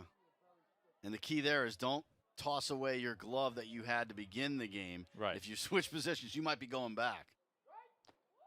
So all of a sudden, Trevecca down to 2 outs. It is double elimination, so they would still have another chance to fight in 2 days. Here's Trey Vanderpool. 1 for 4 today, hitting .280 on the year. Yeah, the loser of this game plays Monday, and they will play the loser of the Central Missouri Northwest Nazarene game, which follows this one. This ball, Vanderpool sends it out towards center, but coming in from left, able to make the snag is Jamarcus Lyons. Again, he is the only player in the starting lineup today who still has a chance to have played every inning in the same position defensively. Really, and that to me looked like the center fielder's ball. I mean, generally if it's right in between both, the center fielder should call for it and catch it. But Lyons somehow took control on that one and made the catch. That got to be a little dangerous. Yeah. I thought we could have a collision. This started to feel a little uncomfortable right about now. Yeah, and Cumbo, I think he wanted to catch that. And maybe because he's been playing more right field, he's at center, you've got to call him off there and you got to make that catch. But it worked out in the end. So here's the game. Joseph McNamee, 1 for 2 today. Includes a sacrifice bunt and a walk. He's been productive, but most recently struck out against Jordan Leisure. He was the second of now 7 strikeouts for Leisure, his first time through the lineup. Now, with that said, for the first time, we're seeing balls put into play. Yeah, that's progress. The 0-1 to McNamee. Boy, it's the extreme no doubles defense. Very deep in the outfield again, and the corner infielders are right against the lines trying to guard against an extra base hit. If McNamee can extend this game, again, the problem is this bottom third of the order for Trevecca today is a combined 0 for 11. But McNamee will just try to extend this game any way he can. Home half of the 10th inning. Drew Earhart led off the top half of this inning with a double, would ultimately come home to score when Dan Sullivan brought him home, hoping that proves to be the game winner. But the Trojans, they have shown fight when they trailed by as many as 3 earlier. Can they overcome a run late with just 1 out to work with? 2 outs, nobody on with a 1-run lead. Jordan Leisure. The 2-2 offering to McNamee. Got him. 8 strikeouts in relief for Jordan Leisure, as he and Braden Nelson come on and pitch a gem in relief and get just enough in run support as Drew Earhart follows up his first season home run back in the 7th that tied this game with the game-winning run in the top of the 10th. Our first winners of the week were our last winners of 2019. The defending national champion Spartans continue on in the winners bracket, where Trevecca will face elimination in 48 hours. For Joe Castellano, I'm Lincoln Rose. We'll step aside. We've got another one coming up soon enough as Northwest Nazarene and the Mules of UCMO, another one of the powerhouses in D2 baseball, go at it later tonight here on NCAA.com.